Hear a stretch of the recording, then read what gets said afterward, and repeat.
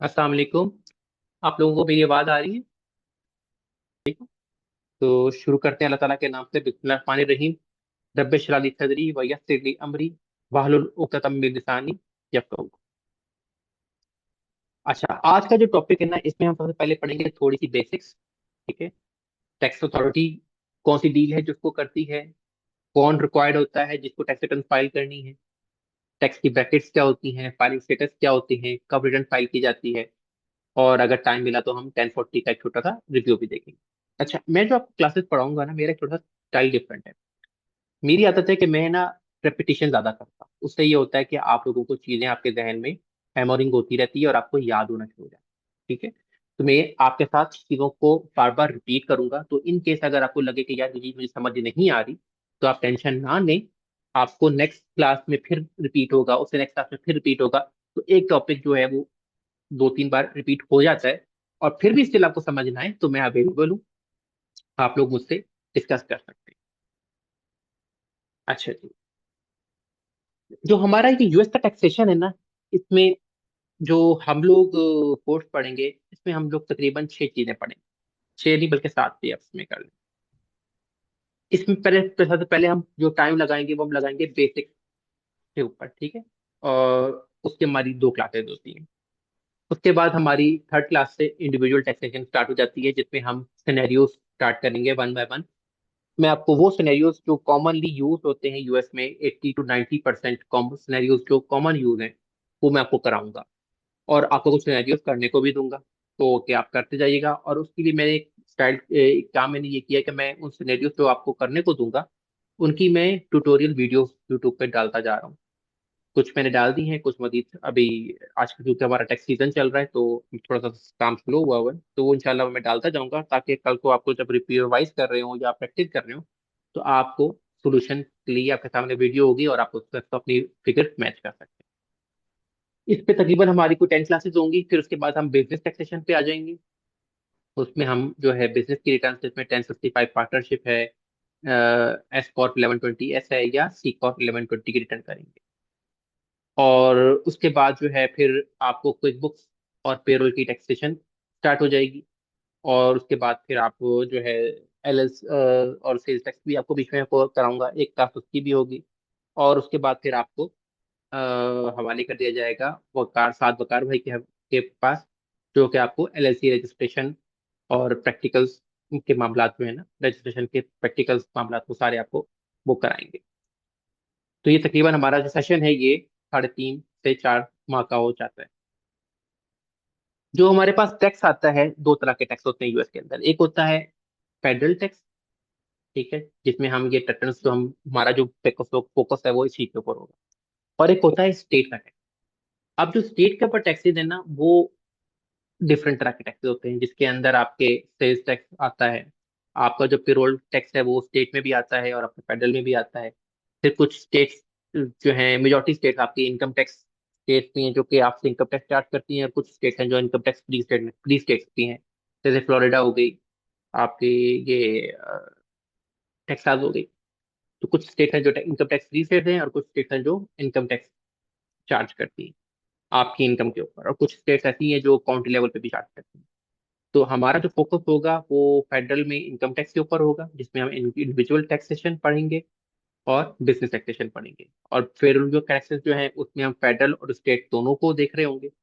और sale tax पे इंशाल्लाह हम आपको प्रैक्टिकली 2-4 स्टेट्स का दिखाएंगे करके कि भाई किस तरह की सेल टैक्स रिटर्न होती है, ताकि आप जब कल को किसी सीपीए फर्म को ज्वाइन करें तो आपको अंदाजा हो कि सेल टैक्स रिटर्न कैसे होती है। क्योंकि 50 स्टेट्स हैं और ऑब्वियसली पॉसिबल नहीं है कि हर 50 स्टेट का आपको मैं रूल पढ़ा सकूं। तो वो आगे ऑनवर्ड्स फिर आपके ऊपर है, आपने उसके ऊपर कैसे स्टडी करेंगे। हाँ, आपको हाथ पकड़ के चलान सिखा दूंगा मैं। अच्छा जी, जो इंडिविजुअल इंडिविजुअल टैक्सेशन है, इसकी जो हम जिसे हम पर्सनल रिटर्न कहते हैं, ये इसका फॉर्म होता है 1040 के नाम से। ठीक है। तो आपने इसको 1040 कहना है, 1040 नहीं कहना, 1040 नहीं कहना, 1040 नहीं। अगर कल को आप किसी सीपी के साथ या किसी क्लाइंट के साथ बैठे हैं और आप उसे कहेंगे जी 1040 फॉर्म है या जी 1040 फॉर्म है, तो वो कहेगा कि यार ये बंदा जो है ना, ये प्रोफेशनल नहीं है। वो आपसे झिझक जाएगा। ठीक है। और या अगर आप इंटरव्यू दे रहे होंगे तो भी आपके नेगेटिव मार्किंग हो जाएगी। तो आपने इसको ध्यान रखना है कि ये 2 डिजिट के अंदर ये लोग अपने फॉर्म्स बोलते हैं, जैसे 1040 हो गया, 1065 हो गया, 1120 हो गया या 1120 ऐसा हो गया। जो आपकी बिजनेस रिटर्न हैं उसमें पार्टनरशिप की रिटर्न होती है, जिसे आप 1055 का फॉर्म फाइल करते हैं। फिर सी कॉर्प होती है, C corp is just like private limited in Pakistan, ठीक है, उसकी 1120 की रिटर्न होती है। और फिर वहां पे एक और स्टेटस होता है, टैक्स स्टेटस होता है। ये बेसिकली कोई कंपनी की टाइप नहीं है कि जैसे पार्टनरशिप या प्राइवेट लिमिटेड है, इस तरह ये कोई टाइप नहीं है, ये जैसे एक टैक्स का स्टेटस होता है जो कि आप अवेल कर लेते हो अगर आप कुछ रिक्वायरमेंट्स पूरी करो। फिर आप 1120 रिटर्न फाइल करते हो, बजाय इसके कि अगर फॉर एग्जाम्पल आप एक सिंगल मेंबर एलएलसी बनाई है, ठीक है, और तो वो जाएगी 1040 के अंदर। अगर आपने मल्टी मेंबर एलएलसी बनाई है तो वो जाएगी पार्टनरशिप में एज 1055। लेकिन अगर आप एस कॉर्प का स्टेटस ले लोगे तो फिर आप ना 1040 के अंदर उसको फाइल करोगे और ना 1055 में उसको फाइल करोगे, आप उसको 1120 एस में फाइल करोगे। ये एस कॉर्प क्या भला है, ये क्यों होता है, अभी आप इसकी टेंशन ना लें, अभी आप सिर्फ सुने, ठीक है। ये आहिस्ता आहिस्ता चीजें रिपीट होते होके आपको खुद ही सारी अजबर इशारा जबानी याद हो जाएंगी। अभी आपने इसमें कंफ्यूज ना होइएगा। ये स्लाइड्स आपको क्लास के बाद मिल जाएंगी, तो इसलिए आप इस चीज की टेंशन ना लीजिएगा। अच्छा जी, जो वहां पे टैक्स अथॉरिटी है वो डील करती है आईआरएस के नाम से, इंटरनल रेवेन्यू सर्विसेज।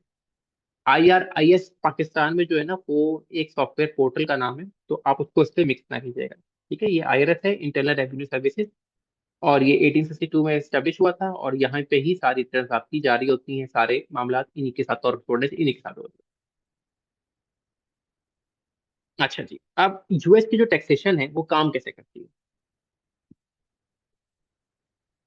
आईआरएस जो है ना, वो एक्सपेक्ट करता है कि आप अपनी एनुअल अर्निंग्स के ऊपर उनको टैक्स दें, ठीक है, चाहे आप इंडिविजुअल हैं, चाहे आप कोई कॉर्पोरेशन, बिजनेस कॉर्पोरेशन है, कोई ट्रस्ट है, या कोई अदर लीगल एंटिटी है। तो वो एक्सपेक्ट करता है कि आप अपनी इनकम के ऊपर साल के आखिर में, साल के बाद टैक्स दें। वो आपकी इनकम जो है वेजिस के थ्रू हो सकती है। वेजिस होता है डेली दिहाड़ी सिस्टम, ठीक है, अगर लोकल सामान समझना चाहें तो दिहाड़ी सिस्टम को कहते हैं। सैलरीज होती हैं जो कि वहाँ पे वीकली भी होती है, बाई वीकली भी होती है, मंथली सैलरीज भी होती है। फिर इसी तरह आपने कोई कमीशन कमाया है, कोई बोनस कमाया है, कोई टिप्स मिली हैं, कोई इन्वेस्टमेंट इनकम थी, जैसे फॉर एग्जांपल आपने कोई बॉन्ड्स खरीदा था, कोई इंटरेस्ट इनकम थी, ठीक है। ये सारी इनकम के ऊपर टैक्स होता है। इसके अलावा कुछ अनअर्न इनकम भी होती है। अनअर्न इनकम क्या होती है, जैसे फॉर एग्जांपल आप बेरोजगार बैठे हुए थे, तो स्टेट की तरफ से और फेडरल की तरफ से आपको अनएम्प्लॉयमेंट कंपनसेशन आ जाती है, तो वो दैट इज अर्न इनकम, जिसके ऊपर आपने कोई मेहनत नहीं की, कोई ख्वारी नहीं की, आपको बैठे बैठे पैसे पैसे मिले। ये भी दोबारा भी टॉपिक आएगा अर्न इनकम का आगे जाके भी। अच्छा जी, अब यूएस में जो टैक्स का जो मेथड यूज होता है ना, वो प्रोग्रेसिव टैक्सेशन होती है। प्रोग्रेसिव टैक्सेशन क्या होती है कि जैसे जैसे आपकी इनकम बढ़ती जाएगी, आपकी टैक्स लायबिलिटी बढ़ती जाएगी। जैसे जैसे इनकम आपकी कम होती जाएगी, आपकी टैक्स लायबिलिटी कम होती जाएगी, और एक वक्त ऐसा भी आता है कि आपको उल्टा आईआरएस अपनी जेब से अदा करना होता है। आपके लिए शायद ये, जो लोग टैक्स पाकिस्तान की टैक्स रिटर्न से मुतालिक हो, उनको लिए शायद ये हैरत की बात हो, लेकिन हाँ ऐसा है। वहां पे जब हम टैक्स रिटर्न फाइल करते हैं तो मुख्तलिफ क्रेडिट्स हमें ऐसे मिलते हैं, जिसकी वजह से बजाय इसके कि टैक्स लायबिलिटी बने, उल्टा टैक्स रिफंड बन जाता है। और पाकिस्तान में जैसे है कि अगर आपको टैक्स रिफंड बन गया है और तो आपने टैक्स मांग लिया, तो वो आपका ऑडिट खोल के तो चार मसले और शुरू कर देते हैं। वहां पे ऐसा नहीं। वहां पे आपका टैक्स रिफंड बना है, आपका अकाउंट नंबर में मेंशन होता है, चेक करके आपके पैसे हफ्ता 10 दिन में या महीने के अंदर आपके अकाउंट में आ जाते हैं। और ये कोई छोटी मोटी अमाउंट नहीं होती, ये तकरीबन 8,000, 6,000, 12,000 इस तरह अमाउंट होती है।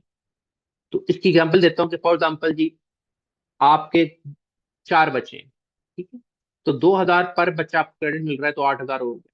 तो इस तरह आपको क्रेडिट्स मिलते हैं वहां पे। इसीलिए वहां पे हर कोई टैक्स रिटर्न फाइल करता है ताकि उसको क्रेडिट मिले, ठीक है। तो बहुत जो बड़े जो अब और वहां पे क्योंकि इतनी इनकम हर एक की नहीं होती, तो जो छोटी इनकम कमाने वाले होते हैं वो तो लाजमी ही फाइल करते हैं, क्योंकि उसकी वजह ये होती है कि वो उनको पता होता है कि यार मेरी कम इनकम थोड़ी है, तो मुझे क्रेडिट्स मिलेंगी। जैसे चाइल्ड टैक्स क्रेडिट हो गया 2,000 पर बच्चा, फिर इसी तरह अर्न इनकम क्रेडिट होता है ईआईसी, इंशाल्लाह हम आगे पढ़ेंगे। उसमें आपकी इनकम जितनी कम होती है, आपको उसके हिसाब से जितने डिपेंडेंट्स हो अकॉर्डिंगली आपको उसके हिसाब से पैसे मिलते हैं।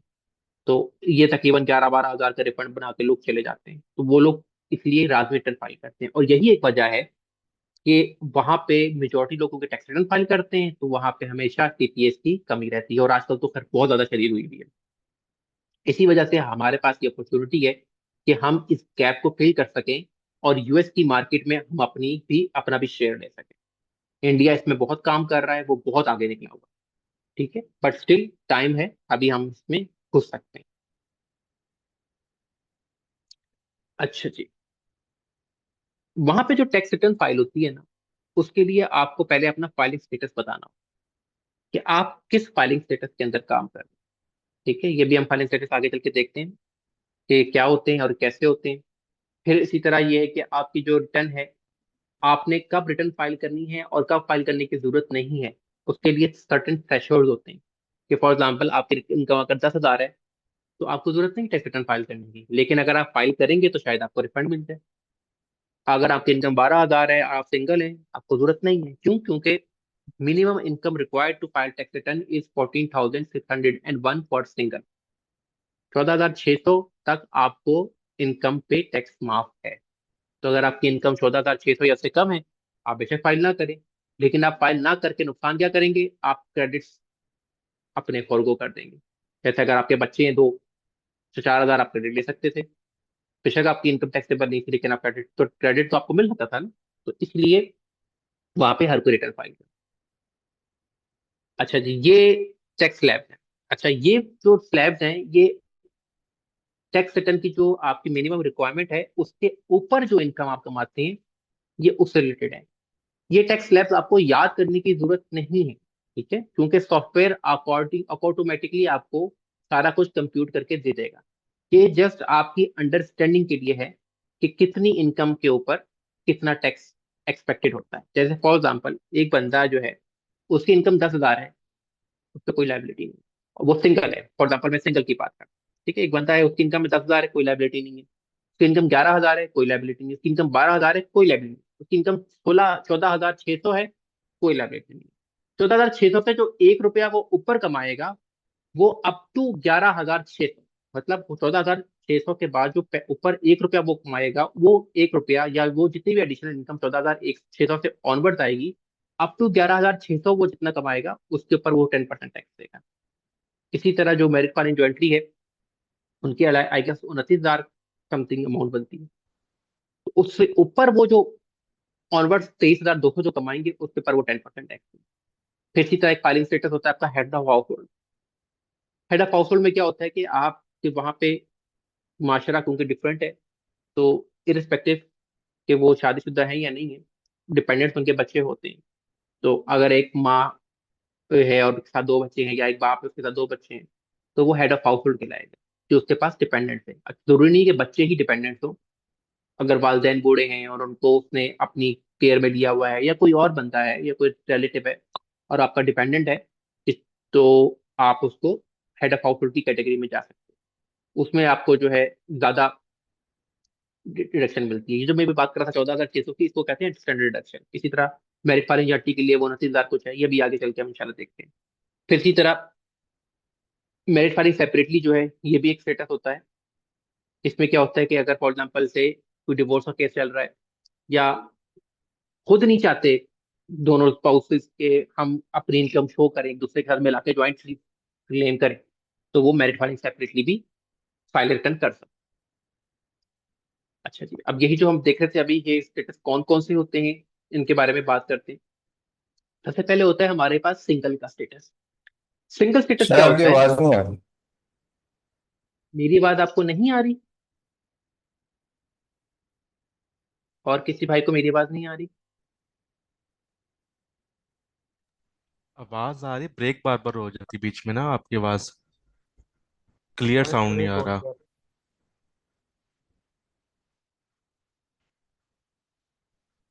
है। मेरी तरफ तो बिल्कुल ठीक आ रही है आपकी आवाज।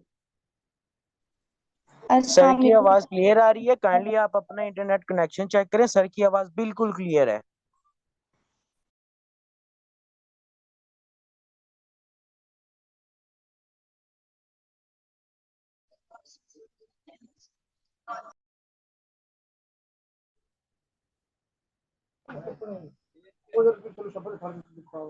भाई वो शॉपर किधर है? सब अंदर डाल दे।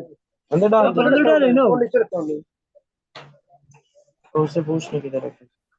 अंदर नहीं है। आवाज ठीक आ रही है आप लोगों को? वो शॉपर दे देना। सब के भाई माइक ऑफ रखें, माइक ऑफ रखें, माइक ऑफ रखें। नईम और रहमान साहब, नईम रहमान साहब माइक। देखो ये पैक होंगे, इसके शॉपर लगेंगे, इस्त्री होगा, 100 वादे घाटे होते हैं।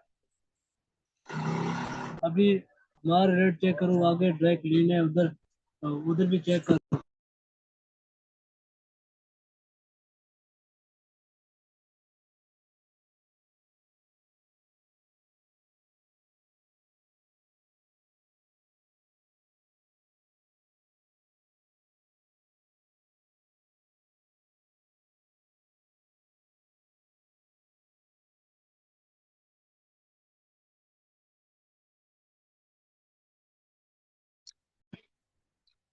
जी आपको आवाज आ रही है मेरी?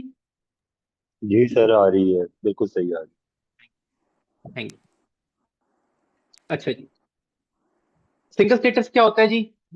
अगर आप हम लोकल जबान में बात करें तो जैसे आप छड़ा कहते हैं, ठीक है जी, सिंगल है, कोई किसी की जिम्मेदारी नहीं है, खुद कमाता है, खुद खाता है और किसी का बोझ नहीं उठाता, तो वो सिंगल है। इसी तरह आपका मैरिज फाइलिंग ज्वाइंटली हो जाता है।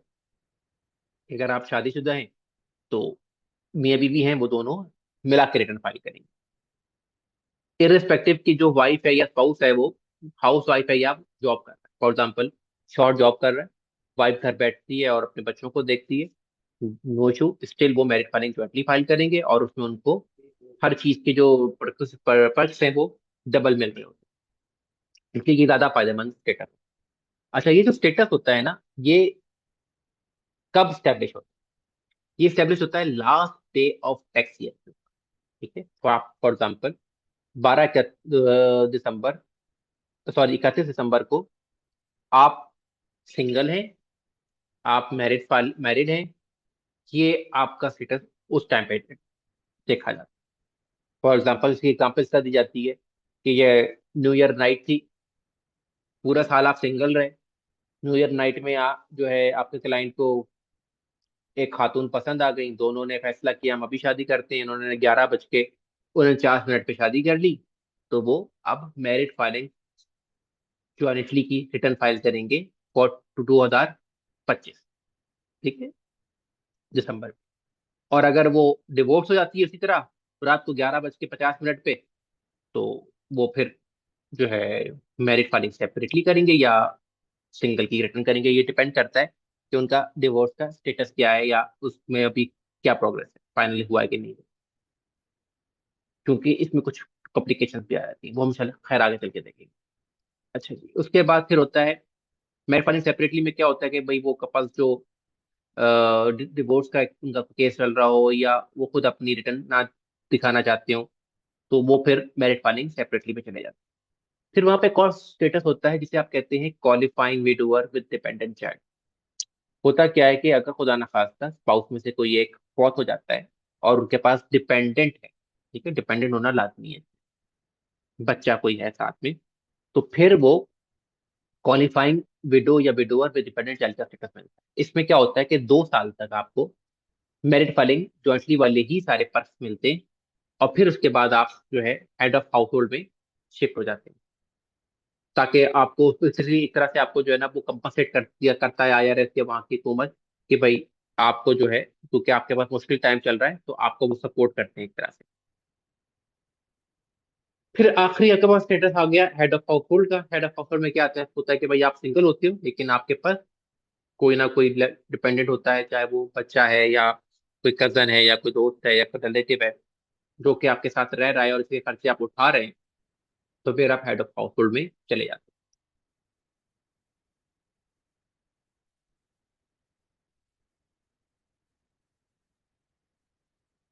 हैं। अच्छा, 2024 में मैं जैसा पहले बताया था कि अगर आप सिंगल हैं और आप 14,600 कमा रहे हैं, तो आपको रिटर्न फाइल करने की जरूरत नहीं है, क्योंकि ये आपकी एग्जेम्प्ट इनकम। इस इनकम से ऊपर आप जो 1 रुपया कमाएंगे उसके ऊपर आप टैक्स देंगे, और वो मैंने आपको दिखाए थे पीछे कि ये आपके रेट्स हैं। उस एक इनकम से, एक 14,600 से 1 रुपया ऊपर कमाएंगे अप टू 11,600, तो आप 10% टैक्स देंगे, ठीक है। और अगर आप उससे ज्यादा ऊपर कमाएंगे तो फिर आपका 12% चला जाएगा। फिर अगर और रिवर्स बढ़ाते जाएगी इनकम, आपका 22% रेट हो जाएगा, फिर 24%, इस तरह अप टू 37% रेट आता है। अगर आप हेड ऑफ हाउस होल्ड में, तो आपको स्टैंडर्ड डिडक्शन जो मिलती है दैट इज 21,900, यानी कि अप टू 21,900 आपको कोई टैक्स लाइबिलिटी नहीं लगेगी। आप इससे ऊपर जो रुपया कमाएंगे उसके ऊपर आपको टैक्स लाइबिलिटी लगेगी, जो कि क्या है जी, हेड ऑफ हाउस होल्ड, ये थर्ड कॉलम है कि 16,550 तक आपको 10% है, फिर उसके बाद उससे ऑनवर्ड जो है वो आपका 12% इसका चलता जाएगा रेट, ठीक। इसी तरह अगर आप मैरिड फाइलिंग जॉइंटली कर रहे हैं, तो अगर और दोनों स्पाउस जो है वो अंडर 65 है, तो फिर आपको 29,200 की मिलती है। लेकिन अगर इसमें से कोई भी एक स्पाउस जो है वो 65 से ऊपर चला गया है, तो फिर 30,750 की आपको स्टैंडर्ड डिडक्शन मिलती है, ठीक है। और इसी तरह क्वालिफाइंग सर्वाइविंग स्पाउस को भी आपको 29,200 की मिल रही होती है।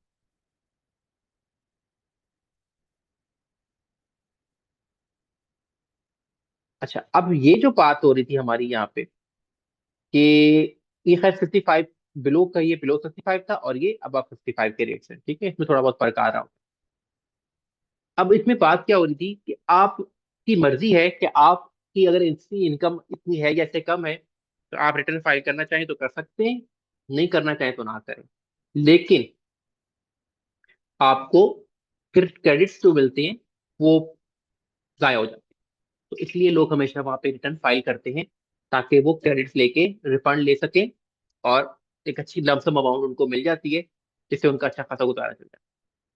अच्छा, इसके अलावा और एक और वजह भी होती है कि अगर आपको रिटर्न फाइल करना पड़ती है। उसकी वजह क्या होती है कि अगर आप सैलरीड हैं और आपकी इनकम टैक्स विदहेल्ड हो गया है सैलरी में से, और वो आपने क्लेम बैक करना है। फॉर एग्जाम्पल, आपने जॉब स्टार्ट की 6 सितंबर में और आपकी जॉब थी 1,000 वीक की, ठीक है। तो यानी कि आप 4 वीक्स में 4,000 कमाते थे, तो आपने 12 वीक में 12,000 कमाए। आप सिंगल थे, जाहिर बात है 12,000 जो बंदा कमा रहा है एक साल के अंदर, उसकी रिटर्न तो टैक्सेबल नहीं है। लेकिन अब क्योंकि आपको सैलरी मिल रही थी और सैलरी में से आपके पैसे इनकम टैक्स के तौर पे विदहल्ड हो रहे थे से जी, तो उस बंदे ने आपके, आपका जो एम्प्लॉयर है उसने आपके तकरीबन $2,000 जो है वो विदहल्ड कर लिए एज अ विदहोल्डिंग। अगर आपको वो 2,000 वापस चाहिए, आप एक टैक्स रिटर्न फाइल करेंगे, आपको वो 2,000 वापस मिल जाएंगे। अब वो कैसे मिलते हैं, वो क्या सिस्टम होता है, किस तरह होता है, ये इंशाल्लाह हम तीसरी क्लास में जब हम प्रैक्टिकल सिनेरियोज करना शुरू करेंगे, तो मैं आपको सब चीजें जो मैं आपको भी बता रहा हूँ ये वहां पे लिंक करके दिखाऊंगा। तो आपको अभी शायद चीजें ऊपर से गुजर रही हो, लेकिन इंशाल्लाह आगे चल के ये आपको सारी चीजें वन बाय वन क्लिक होती जाएंगी और आपकी जो गिरहें हैं वो खुलती जाएंगी। अच्छा जी, ये स्टैंडर्ड डिडक्शन का वही दोबारा आ गया है। हाँ, अब ड्यू डेट की बात है। ड्यू डेट क्या होती है tax return filing? Tax return की फाइलिंग की ड्यू डेट होती है 15 अप्रैल, ठीक है। अगर आप इंडिविजुअल हैं तो आपने 15 अप्रैल तक अपनी टैक्स रिटर्न फाइल करनी है। अच्छा, वहां पे ये होता है कि अगर खुदा ना खास्ता आपके पास डॉक्यूमेंट्स पूरे नहीं है या कोई और वजह हो गई और आप फाइल नहीं कर सकते, तो आपसे कोई सवाल नहीं पूछा जाता।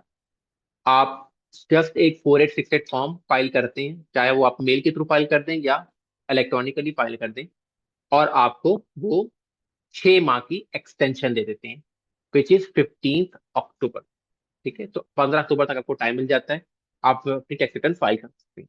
हाँ, उसके बाद भी अगर आप अपनी टैक्स रिटर्न फाइल नहीं करेंगे तो फिर आपको पेनल्टी लगती है आईआरसी, अगर आपकी इनकम जो थी वो टैक्सेबल थी। अगर आप अंडर जो है स्टैंडर्ड डिडक्शन वाली अमाउंट के ऊपर थे, यानी कि इसकी बात कर रहा हूँ, तो फिर आपको जरूरत नहीं है टैक्स रिटर्न फाइल करने की। अच्छा, इसमें एक और चीज होती है, जो बिजनेस रिटर्न होती है ना, उसकी तारीख 1 माह पहले होती है, जिसमें खास तौर पे आपकी पार्टनरशिप और एस कॉर्प, उसकी ड्यू डेट होती है 15 मार्च, और एक्सटेंशन के बाद हो जाती है 15 सितंबर, जो कि भी आ रही है। इसलिए हम लोग आज तो थोड़ा बिजी हुए हैं, इसलिए मैं थोड़ा सा लेट भी हो गया हूँ। तो आप लोगों ने इसका बड़ा ध्यान रखना है कि ड्यू डेट्स आपको बहुत एहतियात से यूज करनी है। इसका बहुत ध्यान रखना होता है, क्योंकि फिर के बाद पेनल्टी लगती है और वो माफ कर हो जाती है, लेकिन वो 3 साल में सिर्फ एक बार पेनल्टी माफ करते हैं। वो कैसे माफ होती है वो भी इंशाल्लाह मैं आपको पूरा प्रोसेस सिखाऊंगा, कैसे कॉल की जाती है, क्या बात करनी है, कैसे बात करनी है, आपको सिखाया जाएगा। अच्छा जी, उसके बाद है हमारे पास थोड़ी सी चीजें रह गई। फायदा क्या है टैक्स रिटर्न फाइल करने? ठीक है, पहली बात तो ये मैं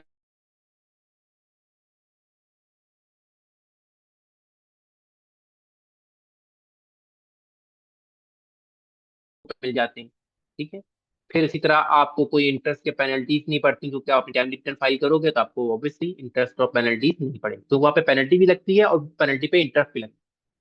तो इन केस अगर खुदा ना खास्ता अगर आप पेनल्टी माफ करा भी लो तो आपको इंटरेस्ट नहीं माफ होता, वो आपको पेनल्टी जरूर माफ कर देंगे लेकिन इंटरेस्ट नहीं छोड़ते आप।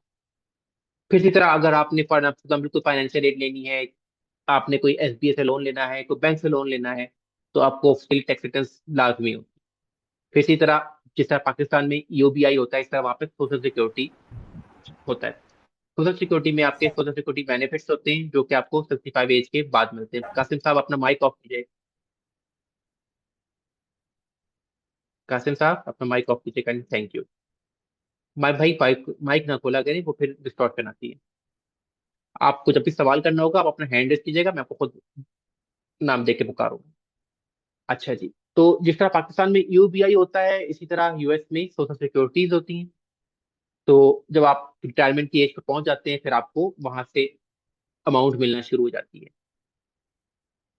फिर इस तरह एक और ऑप्शन एक है कि जी आपको accurate picture of your income हो जाती है। ऑब्वियसली आपको पता लग जाता है कि भाई मैं साल में कितना कमा रहा हूँ, कितना गंवा रहा हूँ, कितना खा रहा हूँ। और एक पीस ऑफ माइंड भी होता है कि आप सारी बातें जब आप एक्ट टू द एक लॉ अबाइडिंग सिटीजन बन जाते हैं और आप हर चीज अपने टाइमली कर रहे हैं और पूरे टैक्स फाइल कर रहे हैं टाइम पे और टैक्सेस भी पे कर रहे हैं, तो फिर आपको टेंशन नहीं होती कि भाई मुझे कोई पेनल्टी या कोई नोटिस अगर आए इससे आ जाएगा। अच्छा जी, उसके बाद जो मैं आपको बता रहा था कि जी क्यों लोग फाइल करते हैं, अब इवन दो कि उनकी अगर टैक्स रिटर्न नहीं भी लायबल, जैसे फॉर एग्जाम्पल एक सिंगल बंदा है, 16,600 की सैलरी नहीं है, उसकी सैलरी से कम है, बट स्टिल वो फाइल क्यों करना चाहेगा? उसको क्रेडिट्स मिलते हैं। ये क्रेडिट्स की पूरी लिस्ट है, अभी ये तो थोड़े लिखे हुए हैं, इसके अलावा और भी हैं जो कि इंशाल्लाह हम वन बाय वन देखेंगे कि कौन कौन से क्रेडिट्स मिलते हैं। जिसमें सबसे पहले होता है अर्न इनकम टैक्स क्रेडिट। ये गरीबों का क्रेडिट होता है।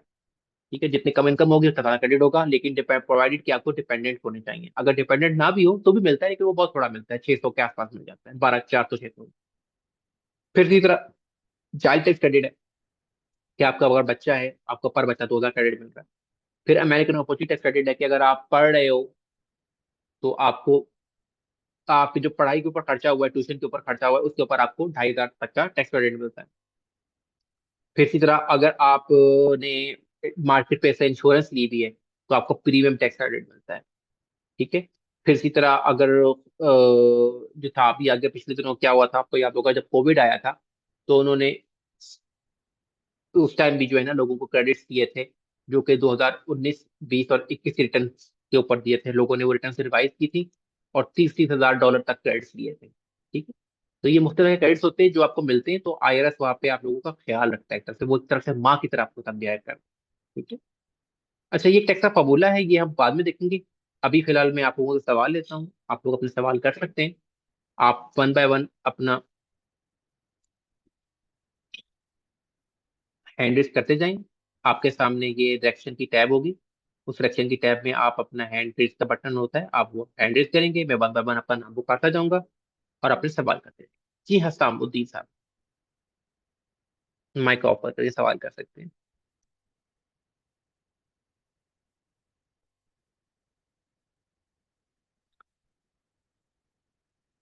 सामुद्दीन साहब आपका सवाल है?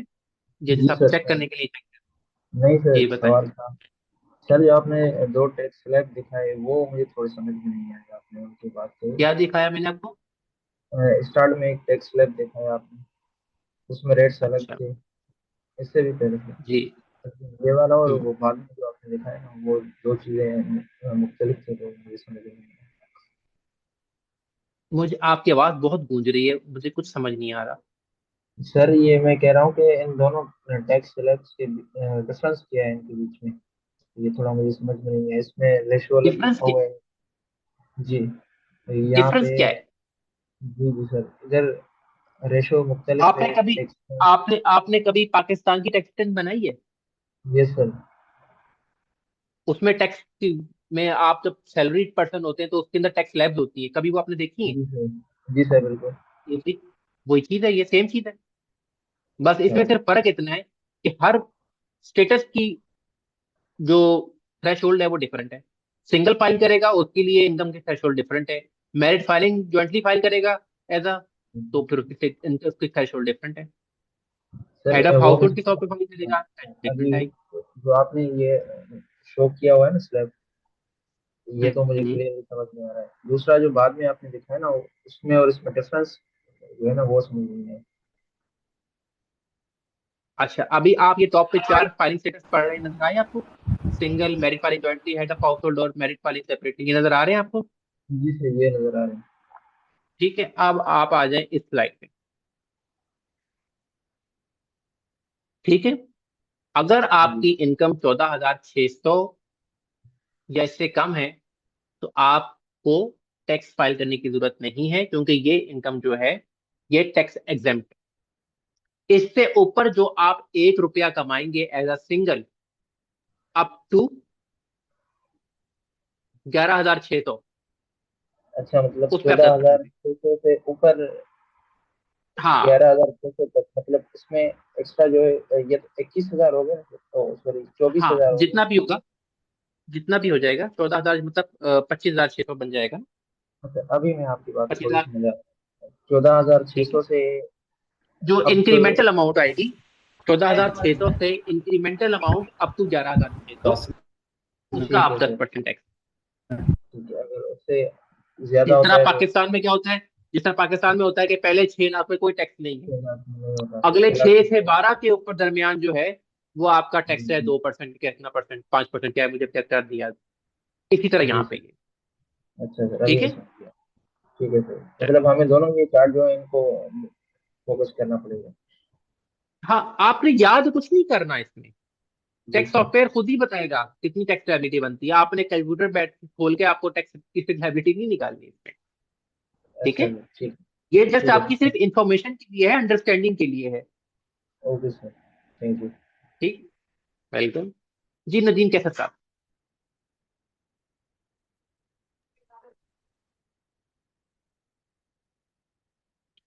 नदीम कैसा साहब? हाँ जी, अस्सलाम वालेकुम सर। वालेकुम सलाम। अच्छा, मेरा क्वेश्चन ये है कि जैसे आपने टैक्स स्लैब में डिफरेंट रेट बताए हैं। यूएसए में जब भी कोई पर्सन जॉब करता है तो उसे जो सैलरी मिलती है वो आफ्टर टैक्सेशन मिलती है। हम्म, मेरा क्वेश्चन ये है कि बिल्कुल। इनकम टैक्स ऑलरेडी हमने एक पे कर दिया है उस इनकम पर जो हमने महीने में या साल में कमाई है। तो ठीक है। दोबारा ये स्लैब क्यों हम पर इम्प्लीमेंट होगा? जैसे एक बंदे ने $4,000 इनकम वो महीने की अर्न कर रहा है, उस हम्म। पर वो 22% टैक्स ऑलरेडी दे रहा है। हम्म। मतलब ये है कि 800-700 टैक्स उसका हर महीने जो है ना आईआरएस काट रही है। तो ठीक है। At the end of years यानी कि उसकी इनकम बन जाती है 48,000 लेट्स सपोज। तो उस पर जो टैक्स हम्म। रेट इंप्लीमेंट होगा वो आई थिंक 14 या 16 एज पर शीट जो आपने बताई है वो होगा। तो मेरा क्वेश्चन ठीक ये है। है कि ऑलरेडी ऑलरेडी उस बंदे ने टैक्स दे दिया है, तो हम्म। दोबारा दोबारा क्यों वो उस पर इम्प्लीमेंट होगा एट द टाइम ऑफ अच्छा, फाइलिंग? आपके सवाल आपके ठीक है, आपके सवाल से मुझे ये अंदाजा हो रहा है कि आप शायद टैक्स की फील्ड से नहीं है, ऐसे ही है? जी जी, डेफिनेटली। हाँ, बिल्कुल। ये कॉमन क्वेश्चन है तो मुझे आइडिया हो गया। देखिए, होता क्या है, आप जहाँ जॉब कर रहे हैं वो तो बंदा आपका टैक्स हम्म। काट रहा है, लेकिन जी क्या जी, उसको क्या पता कि आप शाम को क्या करते हो? मुमकिन है आप 2 जॉब कर रहे हो। सही। ठीक है, ओके। मुमकिन है ओके। आप शाम को कंसल्टेंसी करते हो। ठीक है, और हम्म। आप लोगों से कैश पैसे लेते हो। हम्म। ठीक है, तो आप जब टैक्स रिटर्न फाइल करते हो उसमें आप अपनी ग्रॉस इनकम सारी बताते हो कि यार मैंने सैलरी से इतने कमाए, मुझे इंटरेस्ट हम्म। इनकम इतनी आई थी, मेरे जो मुझे सोशल सिक्योरिटी के बाद में इतने पैसे मिले थे, मेरे क्या कहते हैं डिविडेंड मुझे फलां कंपनी से इतना आया था, मैंने घर बेचा ओके। था उससे उससे मुझे कैपिटल गेन इतना आया था। तो ये तो हम्म। विदहोल्डिंग जो होती है सैलरी पे, ये सिर्फ एक इसका मकसद ये होता है कि जब आप साल के एंड पे टैक्स रिटर्न फाइल करो तो आपके ऊपर टैक्स हम्म। लायबिलिटी एकदम से इतनी बड़ी अमाउंट की ना आ जाए, वो डिवाइड हो जाए आपकी इनकम्स की, अर्निंग्स के थ्रू थोड़ी थोड़ी कटती जाए, ताकि जब at the end of the year आप टैक्स रिटर्न फाइल करो तो आपके ऊपर एक बहुत बड़ी अमाउंट का लाइबिलिटी ना शो हो रही, डिफरेंस थोड़ा ओके बहुत आ जाए ओके ताकि आप इजीली अपनी ओके जेब से पे कर सको। ठीक है। ओके मेरा दूसरा क्या एक और होता है, क्वेश्चन है एक और एक इस मैं एक और मैं इसको कंप्लीट कर लूं, मैं कंप्लीट कर लूं। दूसरा जी क्या जी हुआ, जी जी आपसे साल के शुरू में सिंगल, ठीक है, हाँ हाँ और आपने जब सैलरी, जो अपने एम्प्लॉयमेंट पे गए तो वहां पे होता है W4 फॉर्म। ठीक है। हम्म W4 फॉर्म में आप हम्म बताते हो कि जी मेरा ये नाम है, मेरा ये सोशल सिक्योरिटी है, मैं इस टाइम सिंगल हूँ। ठीक है। वो क्या सही करते हैं, बहुत सारी एंट्री आपकी सॉफ्टवेयर के अंदर एंटर कर देते हैं पेरोल के, और वो जी पेरोल जी जो है उसके अकॉर्डिंगली आपकी टैक्स, जो आपकी इनकम होती है उसके ऊपर वो इनकम टैक्स डिडक्ट करना शुरू हो जाता जी है। अच्छा, जब यस यस आपने क्या हुआ कि आप ने या आपके क्लाइंट ने अक्टूबर नवंबर या दिसंबर में शादी कर लिया साल के एंड में, जी ठीक है ठीक है, जी जी अब वो रिटर्न फाइल करेगा मैरिज फाइलिंग ज्वाइंटली में। ठीक है। अब जी उस टाइम क्या हुआ, जब आप सैलरी ले लेते हैं आपके पैसे, तो उस टाइम आपको रिडक्शन मिली थी 14,600 की, जी यानी कि जी आप 14,600 तक तो कमाते, उस पर कोई टैक्स लायबिलिटी नहीं थी, उससे ऊपर आपके पास टैक्स लायबिलिटी थी। अब मैरिज ठीक है फाइलिंग ज्वाइंटली के ऊपर 29,200 आपकी लिमिट है, यानी 29,200 तक कमा लो, कोई टैक्स लायबिलिटी नहीं है, इसके ऊपर जो कमाओगे वो टैक्स लायबिलिटी है। अब से आप, उस बंदे हम्म ने आपका टैक्स काट लिया $2,000, आपकी टोटल कमाई थी 24,000, 22,000 मिले, 2,000 सही उसने काट लिए, तो अब तो ठीक आपको वो 2,000 वापस मिलने चाहिए ना। जी जी ऐसे तब आप टैक्स रिटर्न फाइल करोगे तो आपको वो 2,000 हम्म IRS वापस। ओके ओके अच्छा सर मेरा दूसरा छोटा सा क्वेश्चन ये है कि जब भी यहाँ यूएसए में कोई भी बंदा जॉब्स करता है ज्यादातर काम W4 पर ही होते हैं मेरा हम्म क्वेश्चन ये है कि जब भी कोई भी बंदा कहीं पर भी जॉब कर ले W4 के बगैर काम मिलता ही नहीं एक ये W2। सिनेरियो है दूसरा ये हाँ जी दूसरा ये है कि जब W4 हम डिटेल्स देते हैं उसमें सोशल सिक्योरिटी ऐड होता हम्म है हम्म ऑलरेडी हमारी बहुत सारी डिटेल तो आईआरएस के पास ऑलरेडी चली जाती है W4 के थ्रू हम्म हम्म तो मेरा क्वेश्चन ये है कि हमारी सैलरी अगर एक बंदा 2 से 3 जॉब्स करता हो 2 से 3 हम्म जॉब्स कर रहा हो तो डिफरेंट हम्म जॉब्स पर उसका टैक्स क्वेश्चन फिर वही पहले पहले क्वेश्चन की तरफ आ रहा है कि जो इनकम है वो तो ऑलरेडी टैक्सेबल उसने कर लिया है यानी कि उसका टैक्स काटा जा रहा है उस इनकम में हम्म। तो हाँ, तो मेरा क्वेश्चन ये है कि दोबारा जब at the end of years वो टैक्स फाइल करेगा वो सारी अपनी जितनी भी ग्रॉस इनकम शो करेगा फिर उसे टैक्स देना पड़ेगा अब डिपेंड करता है कि उसकी बनता है लायबिलिटी या नहीं बनती। फॉर एग्जाम्पल, जितना उसने कमाया उसके हिसाब से उसका टैक्स प्रॉपर बराबर बराबर कट गया है तो जीरो लायबिलिटी है। हम्म उसका टैक्स ज्यादा ओके कट ओके गया है तो उसको ओके वापस मिल जाएंगे, क्रेडिट उसका में टैक्स कम कटा जी हुआ जी है तो उसको देना पड़ेगा। जी ठीक थैंक यू सर ये इस क्वेश्चन था शुक्रिया सर ओके सर जी, अल्लाह हाफिज़। तारिक शाह, अल्लाह हाफिज। तारिक शाह साहब।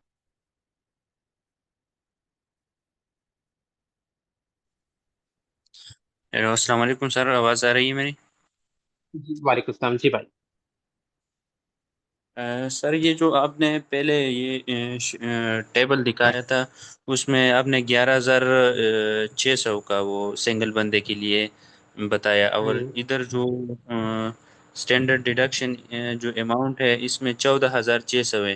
फर्ज करें अगर किसी बंदे का इनकम जो है वो 11,000 है तो हम्म। वो जब टैक्स फाइल करेगा, क्योंकि मेरा भी टैक्स से कोई बैकग्राउंड नहीं है, मैं शायद दोबारा मेरा कुछ। मैं दोबारा बताता हूँ, मैं दोबारा बता देता हूँ। ये जी तकरीबन शायद मैं बात तीसरी चौथी बार रिपीट कर रहा हूँ। ये जो है ना, पहली इनकम 14,600 आपकी पहली इनकम, ठीक है, जी इस पे कोई टैक्स नहीं। इस 14,600 से ऊपर जो 11,600 कमाओगे उस पे 10%। अच्छा ठीक है सर, अभी मुझे समझ आ गया।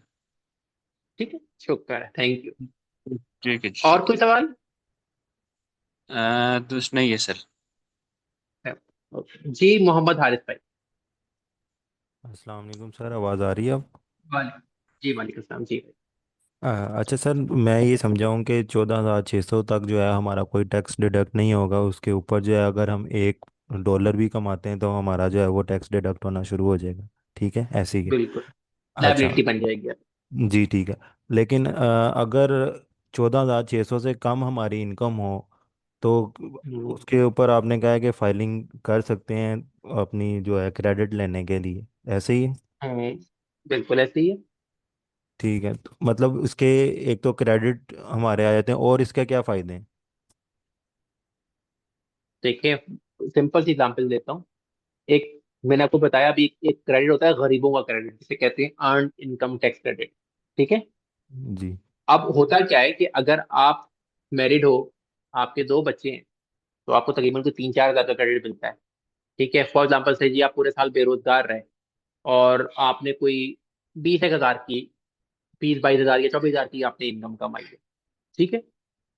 तो आपको, जब आप रिटर्न फाइल करोगे, आपके दो बच्चे हैं तो 4 हज़ार वो हो गया, प्लस अर्न इनकम क्रेडिट आपको 3-4 हज़ार ये डाल लो, तो आपको कोई 8-9 हज़ार का क्रेडिट मिलेगा जब आप टैक्स रिटर्न फाइल करोगे।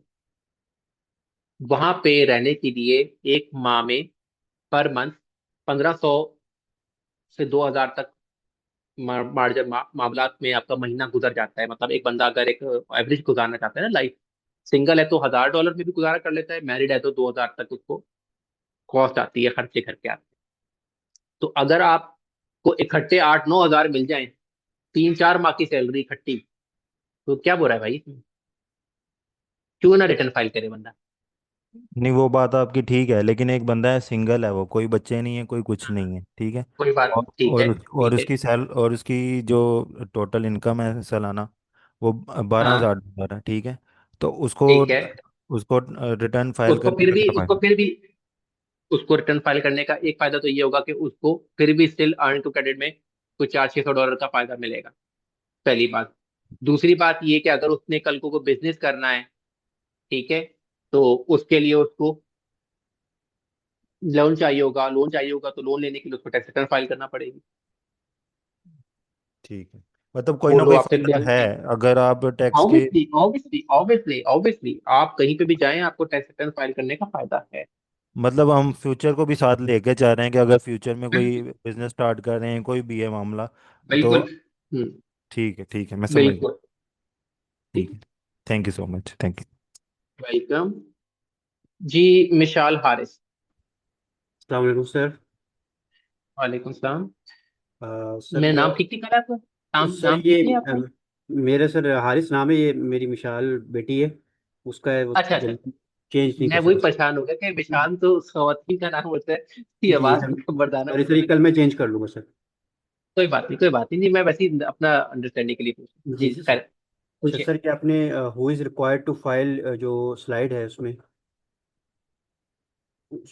सर ये मेरिट फाइलिंग सेपरेटली जो है वो $5 और मोर है सर, तो इसका ये थ्रेश होल्ड इतना कम क्यों है, बाकियों का जो है नहीं, वो। ये है income amount that requires you to file.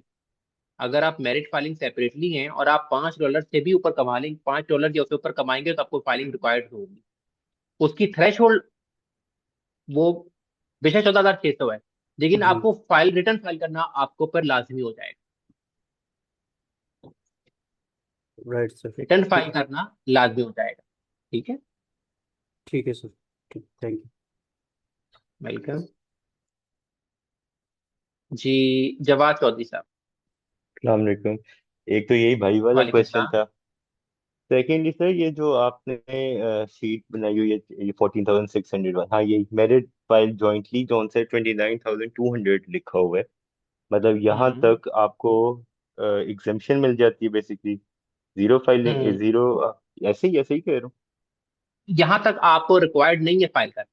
29,200 अच्छा, अब एग्जैक्टली से अब ऊपर आपका जो अगर आप दूसरी, इनकम कमाएंगे, या आप सर 29,200 कमाएंगे उससे ऊपर कमाएंगे, तो आपको फाइल करना रिक्वायर्ड। सर जो दूसरी शीट थी आपकी पहले वाली, टैक्सेबल वाली, उसके अंदर मेरिट वालों का 23,200 से स्टार्ट हो रहा है, जीए वाली, up to twenty three thousand यार, टू हंड्रेड अभी अभी अभी थोड़ी देर पहले भी एक भाई ने यही सवाल पूछा था कि सिंगल का 11,600 है, इधर 14,000 है, तो उस टाइम आपने शायद सुना नहीं गौर से। दोबारा मैंने आपको ये तो आप, बताया था। जी हाँ, मैं दोबारा बता देता हूँ, कोई मसला नहीं। अभी शुरू शुरू में ना आपको थोड़ा सा कंफ्यूज हो रहे हैं, मैं समझ सकता हूँ, कोई ऐसा मसला नहीं, मैं दोबारा बता देता हूँ। देखें, आपने कि ये आपके सामने थ्रेश होल्ड है, इतनी सर, इनकम के ऊपर टैक्स नहीं। ठीक है। अगर आप सिंगल हैं ठीक, तो पहले 14,600 आपके माफ है, वो 14,600 जी के ऊपर जो भी आप कमाएंगे, 1 रुपया ऊपर या अप टू 11,600, उसके ऊपर आपका टैक्स लगेगा। ठीक हो ठीक है। गया। इसी तरह अगर आप मेरिट फाइलिंग जॉइंटली है, आप 29,200 तक कमाएंगे, कोई टैक्स नहीं है। 29,200 से ऊपर 16,000 सॉरी 23,200 तक कमाएंगे तो उस पर 10% टैक्स है। यानी 29,200 के बाद मतलब जो दोनों अगले शीटों को 23,000, साथ लेके चलना है। जी। हाँ उसके ऊपर जो 2,300 50,000 कमाएंगे, समथिंग हो है ना? जाएगा। जी हाँ टोटल अमाउंट। जी। ठीक है। उस पे आपके ठीक है, उस ठीक पे ठीक। टैक्स। तो दोनों शीट्स को साथ लेके चलना है बेसिकली, वहाँ एग्जेम्पशन हो जाती है, जी उसके ऑनवर्ड ये वाला टैक्स रेट लग हाँ जाएगा। बिल्कुल बिल्कुल बिल्कुल ठीक है। बिल्कुल। और वो $5 वाली बात हो गई है कि बेसिकली इतने के ऊपर फाइलिंग शुरू हो फाइलिंग जाती है, आपके ऊपर फाइलिंग कंपल्शन रिक्वायर्ड है चाहे फाइलिंग उसमें रिक्वायर्ड लाइबिलिटी है या नहीं है। जी। बिल्कुल बिल्कुल फाइलिंग बिल्कुल। रिक्वायर्ड। ठीक हो गया sir, thank you. Thank you. Welcome. जी लेनोवो के नाम से कोई भाई है, अस्सलाम वालेकुम कोशिश सर। किया अगर अपना नाम लिखें। ये वो वालेकुम चेंज करना है, सलाम। मैंने ना वो डाउनलोड की ना तो भी जूम, तो वो चेंज कोई करता हूँ नाम बात वगैरह उसका। कोई बात अच्छा कोई सर, बात मेरा कोई क्वेश्चन बात। था क्वालिफायर विडो के लिए, उसका मुझे कॉन्सेप्ट समझ नहीं आया कि जब वो विडो हो गई है तो 2 साल तक फिर अपना वो स्टेटस एंजॉय मैं कर मैं सकती है, मैं दोबारा मैं बताता मैरिड हूँ 2024 में। मैं बताता हूँ हम्म 2024 में खातून विडो हो गई, तो 2024 से जो रिटर्न होगी वो मेरिट फाइलिंग जॉइंटली ही जाएगी, उसमें कोई स्टेटस चेंज नहीं होगा। ठीक है। ठीक है। 2025 में और 2026 में वो क्वालिफाइंग विडोअर के अंडर रिटर्न फाइल करेंगी, अपना स्टेटस उनका क्वालिफाइंग विडोअर का होगा, लेकिन उनको सारे पर्क्स जो हैं, जो सारी सहूलियात है, वो मेरिट फाइलिंग जॉइंटली वाली मिल रही है। सारे रेट्स जो उनको मिल रहे होंगे वो मेरिट फाइलिंग जॉइंटली के मिल रहे होंगे, लेकिन उनका स्टेटस जो है वो क्वालिफाइंग विडोअर का हो। इसके लिए जरूरी है कि बच्चा या डिपेंडेंट होना चाहिए। ठीक है। अच्छा, यानी कि सैप वो सिंगल खुद ना होने, यानी उसके साथ बच्चे होंगे तो सिंगल ना वो हो, सिंगल। हाँ, तो सिंगल होगी तो वो तो मैं वो फिर उस सिंगल वाला ही वो फिर अप्लाई वो करेगा बना। हाँ फिर वो नेक्स्ट ईयर से वो सिंगल पे चले। अगर लाइक वो 2024 के अंदर ही उसके हस्बैंड की डेथ हो जाती है और वो सिंगल हाँ तो होगी, तो वो उसमें 2024 का जब अपना रिटर्न जमा करवाएगी वो सिंगल ही वाली जमा करवाएगी नहीं नहीं साल नहीं, के। 2024 में वो जमा कराएगी मेरिट फाइलिंग जॉइंटली। ओके, ठीक है। ये नेक्स्ट ईयर के लिए अप्लाई होता है फिर। हाँ हाँ। और 2026 में 25 में वो जमा कराएगी सिंगल। सर 2024 की तो वो जमा करेगी ना, 2025 में ही आके जमा करेगी ना, यानी उसके पास जब हाँ मेन, हाँ उसमें आप नेक्स्ट कह ईयर रहे में हैं कि आके। वो, हाँ उस दौरान वो जमा करवाएगी मैरिड वाली ही। बिल्कुल। और 2000 जब 2025 में वो 2024 की रिटर्न फाइल करेगी, और वो ओके, करेगी मेरिट फाइलिंग जॉइंटली। और 2026 में जब वो 2025 की रिटर्न फाइल करेगी तो वो करेगी सिंगल, ठीक अनलेस हो उसने गया। शादी कर ली। अच्छा, इधर जब वो है, जबकि सिंगल वगैरह के अंदर है कि हमारी लिमिट है 14,000 हो तो हम उससे पर जाते हैं, जब वो उधर $5 इतनी कम क्यों है मैरिड फाइलिंग वो सेपरेटली के लिए? मेरिट फाइलिंग सेपरेटली क्लियर है, क्योंकि उसमें एक बंदा नहीं है ना, दोनों बंदों की रिटर्न जा रही है, मुमकिन है दूसरा स्पाउस कमा रहा हो। ओके, इसलिए उसकी ये तो मैरिड फाइलिंग सेपरेट की 14,600 भी है और वो $5 भी है। हाँ वो उसकी लाइबिलिटी 14,600 के बाद बनना शुरू होगी, लेकिन उसकी ओके जो ओके, फाइलिंग की रिक्वायरमेंट है, वो अगर वो $5 भी कमा लेता है तो उसको फिर रिक्वायर फाइल रिटर्न फाइल करना रिक्वायर्ड ठीक हो गया। ठीक है, थैंक यू। है। वेलकम। जी। X1 योगा। अस्सलाम वालेकुम सर, एम आई ऑडिबल? वालेकुम सलाम। जी जी।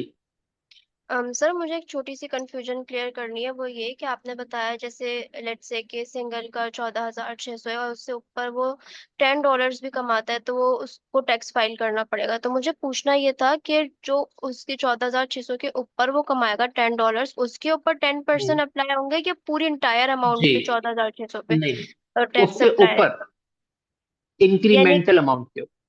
ठीक है, 14,600 तक नहीं होगा, उसके ऊपर अगर वो लेट से 10% भी कमाता है तो सिर्फ उस पे $10 पे ही 10% लगेगा। एम आई राइट? बिल्कुल बिल्कुल एग्जैक्ट करेक्ट। ओके। और सर दूसरी चीज ये कि ये जो हमारे पास अमाउंट्स लिखी हुई आ रही है, ये एग्जाम्पल देने के लिए, लाइक हमें समझाने के लिए लिखी हुई है या आईआरएस की तरफ से ये कि हमें इसको देखते हुए ही टैक्स फाइल करना है? आपको ये रिटर्न जब आप फाइल करेंगे ना, उस टाइम आपको कुछ भी लिखने याद करने की जरूरत नहीं है, वो आपका जो सॉफ्टवेयर है वो ऑटोमेटिकली खुद ही असेसमेंट करेगा कि आपकी ओके। अमाउंट कितनी पे टैक्सेबल बनता है। हाँ आपकी अंडरस्टैंडिंग के लिए आपको दिया गया है, और साथ ही मैंने इसका ये लिंक भी शेयर कर दिया है जो कि येलो में है, ताकि आपने अगर देखना हो तो आप यहाँ से भी देख सकते हैं कि जस्ट ये आपकी अंडरस्टैंडिंग के लिए है कि भाई कितनी अमाउंट पे कितना टैक्स लग सकता है। फॉर एग्जाम्पल आपसे कोई क्लाइंट आया था, कहता है भाई मेरी इतनी इनकम है, तो मुझे आप बता सकते हैं मेरा कितना टैक्स लगेगा। तो आप उसका रफ आइडिया दे सकते हैं यहाँ से देखिए, हाँ यार आपका इतना टैक्स लग जाएगा। सही सही, thank you so much sir. Welcome. Ali Asad भाई। अस्सलाम वालेकुम सर। वालेकुम सलाम। अच्छा सर, मेरे से वो पहली क्लास जो ओरिएंटेशन वाली थी वो मिस हो गई थी, शायद मेरी रजिस्ट्रेशन भी उसके कोई बाद बात हुई नहीं, थी। मेरे दिल में सर कोई एक बात नहीं। सवाल है कि जैसे पहले तो सर मुझे थोड़ा सा ये बताइएगा कि हमारे लिए अपॉर्चुनिटीज़ किसी फर्म के अंदर किसी वहाँ के बंदे के साथ एज अ एम्प्लॉय करने की हैं, या हम खुद से भी अपने इंडिविजुअल क्लाइंट्स लेकर खुद से अपना भी काम कर सकते हैं वहाँ पे रिमोटली। ठीक है, और कोई सवाल इसके अलावा? सर मेरा इसके अंदर यही एक कंसर्न है कि जिस तरह एक ये किसी की भी पर्सनल इंफॉर्मेशन होती है, जैसे अगर पाकिस्तान में कोई रिटर्न फाइल कर रहा है, वो अपनी बैंक स्टेटमेंट्स दे रहा है आपको, अपने आईडी कार्ड्स दे रहा है, अपने सारी बिजनेस की A to Z हाँ। डिटेल दे रहा है, जो कि एक ऐसे कह लें कि बहुत पर्सनल इंफॉर्मेशन होती है। तो मेरा इन चीज़ों को लेके यही एक कंसर्न था कि अगर हम अपनी प्रैक्टिस कर रहे हैं तो इस तरह लोग हमारे साथ अपनी इंफॉर्मेशन शेयर करने पे वो मतलब कर देते हैं इस तरह, या हम किसी के साथ एज अ एम्प्लॉय काम करने की अपॉर्चुनिटी है हमारे पास। अच्छा ठीक हो गया, मैं आपको ना दोनों सवालों का जवाब देता हूँ। माई काइंडली ऑफ कर लीजिए। अच्छा, देखिए ये जो हमारा कोर्स है ना, इसका कोर्स का नाम है यूएक्स टैक्स प्रिपेयर कोर्स। ठीक है, वजह क्या हुई इस कोर्स को लॉन्च करने की? क्योंकि यूएस की जो टैक्स जो वहां पे फाइलिंग होती है वो तकरीबन 17 बिलियन लोग फाइल करते हैं। और मुझे एग्जैक्ट याद नहीं, 34 था कि 17 था, ऐसा कुछ करके था, गूगल कर लीजिएगा।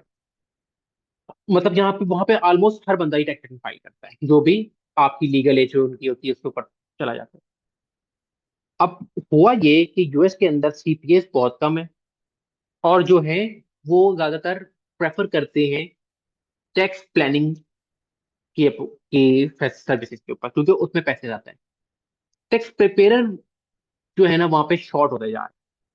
तो इस वजह से जो है ना हमारे पास एक गैप एक मिल रहा था, और इस गैप को हमने कहा कि जिस तरह इंडिया बहुत ज्यादा इस पे काम कर रहा है, तो पाकिस्तान क्यों ना करे। तो इसलिए ये कोर्स लॉन्च किया है। हमारे अलावा और भी कुछ इंस्टीट्यूट हैं वो भी कर रहे हैं। अच्छा, इसमें सीन क्या है, जो ये कोर्स हमने बनाया है इसका मकसद ये है कि आपको एलिजिबल किया जाए कि आप बाहर किसी भी सीपीए फर्म के साथ अटैच हों और उसको as a tax prepare services provide कर सकें। उसके लिए आप सब क्या कीजिएगा, आप indeed.com की वेबसाइट पे जाइएगा, ठीक है, या ग्लास डोर में भी जाके देख सकते हैं। और वहां पे आपने फिल्टर करना है यूएस को, और रिमोट सर्च कर लेना है, और चेक करना है टैक्स प्रिपेयर की जॉब्स कितनी आई हैं, आपको आइडिया हो जाए। ठीक है, वो आपको $20 $25 से लेके $50 पर आवर तक भी पे करते हैं अकॉर्डिंग टू योर एक्सपीरियंस। अगर आपको ये अपॉर्चुनिटी मिल जाती है किसी भी सीपीए फर्म के साथ काम करने की रिमोटली घर में बैठ के, तो that is the best thing.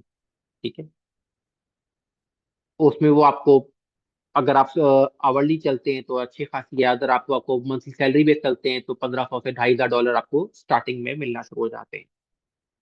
तो अगर $2500 मिल रहे हैं तो आप हिसाब लगा लें, 5-7 लाख तो बन ही जाते होंगे। अच्छा, अगर आपको ये अपॉर्चुनिटी नहीं मिलती तो दूसरी बेस्ट अपॉर्चुनिटी होती है बैक ऑफिस की, कि जो लोग यूएस में टैक्स फर्म्स खोल लेते हैं।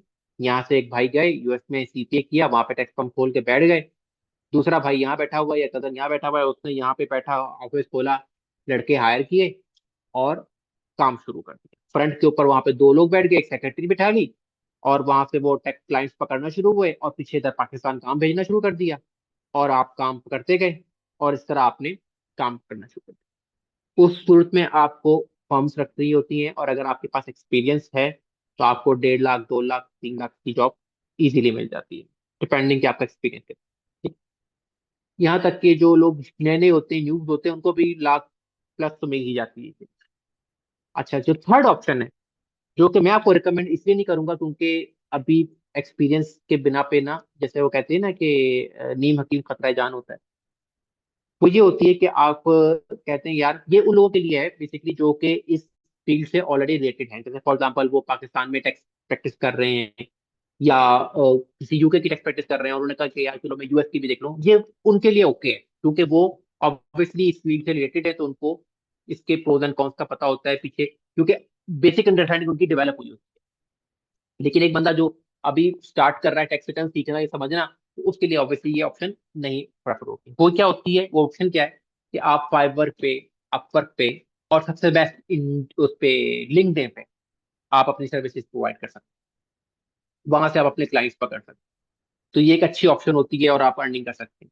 हाँ, लेकिन अगर स्किल आप करना चाहते हैं कि नहीं, मैं एक ऑलरेडी फॉर एग्जाम्पल से मैं गवर्नमेंट एम्प्लॉई हूँ और मैं अच्छी कमा रहा हूँ और मैं नहीं चाहता कि यार मैं अपनी ये इतनी बड़ी अच्छी गवर्नमेंट जॉब छोड़ दूँ, लेकिन मैं एक्स्ट्रा अर्निंग भी करना चाहता हूँ, तो आप ये सोर्स अगर करना चाह रहे हैं तो वेल एंड गुड। उस सूरत में फिर ये होता है कि आप काम पकड़ सकते हैं और किसी भी टैक्स प्रोफेशनल के साथ आप कोलैबोरेट करें, उससे बोले कि भाई मैं टैक्स मैं तेरे पास है या मेरा बाहर बंदा बैठा हुआ है वो टैक्स पकड़ के दे सकता है हमें, तो मिलके बनानी है। तो उसमें आप मुझसे बात करेंगे, मैं आपको हेल्प कर दूंगा, मैं तो हूँ ही गाइड करने के लिए आपको ना, मैं आपको गाइड कर ही दूंगा। लेकिन अगर आप अपने प्रोफेशनल लेवल पे जाते हैं तो आप जो हमारे पहले बैचेस से गुजरे हैं वहाँ पे काफी प्रोफेशनल्स हैं हमारे साथ हैं, लड़के हैं, वो उनमें सबके साथ लिंक कर दिया जाएगा, आपके साथ बैठ के टैक्स रिटर्न तो बनाई जाए, खुद भी कमाएं, दोनों मिलकर शेयर करें, that is up to you. तो ये तीन अप्रोचेस हैं जो कि आप ये कोर्स करने के बाद यूज कर सकते हैं। पहले क्वेश्चन का आंसर हो गया आपका भाई?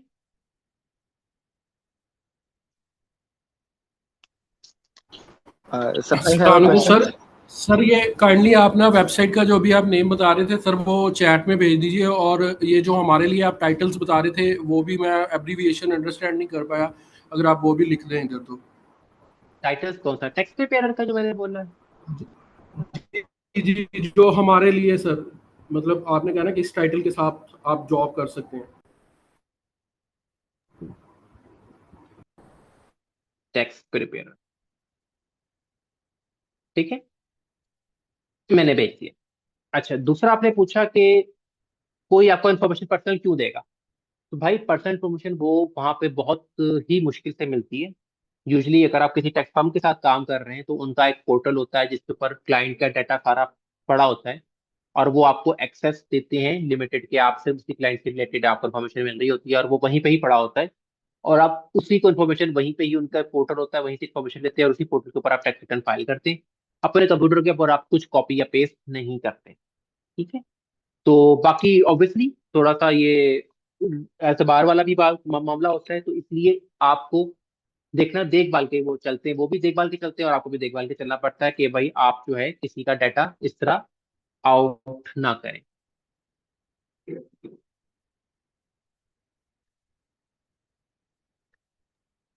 जी अली भाई, आपका सवाल का जवाब हो गया? जी sir, thank you so much. Welcome. Asghar Asghar Ashraf साहब। सलाम सर। वालेकुम सलाम। सर मेरे 3 क्वेश्चन हैं। एक तो रिगार्डिंग यही जो टैक्स स्लैब्स हैं, ये थोड़ा सा मेरे ख्याल में मेरे अलावा और लोगों को भी थोड़ा सा इसमें कन्फ्यूजन रहा है। हम पाकिस्तान में जब हम टैक्स कैलकुलेशन करते हैं वेजेस पे, तो 6 लाख तक एग्जाम्प्ट है, फिर 6 लाख 1 रुपए से लेकर 12 लाख तक है।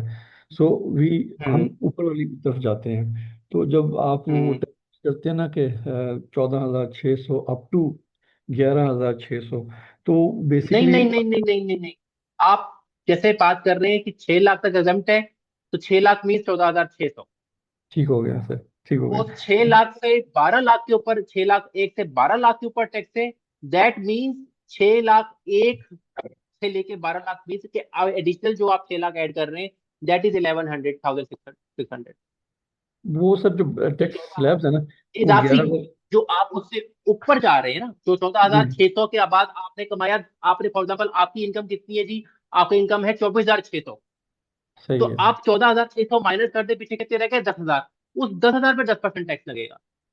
तो सर ये क्या आसान ना होता अगर हम इसको उसमें ऐड करके लिख देते कि जी इससे लेके उस तक होता, तो वो ज़्यादा क्लियर ना होता, जितना पाकिस्तान में मेंशन करते हैं कि जी छः भाई लाख ये एक उनकी, से अब लेके।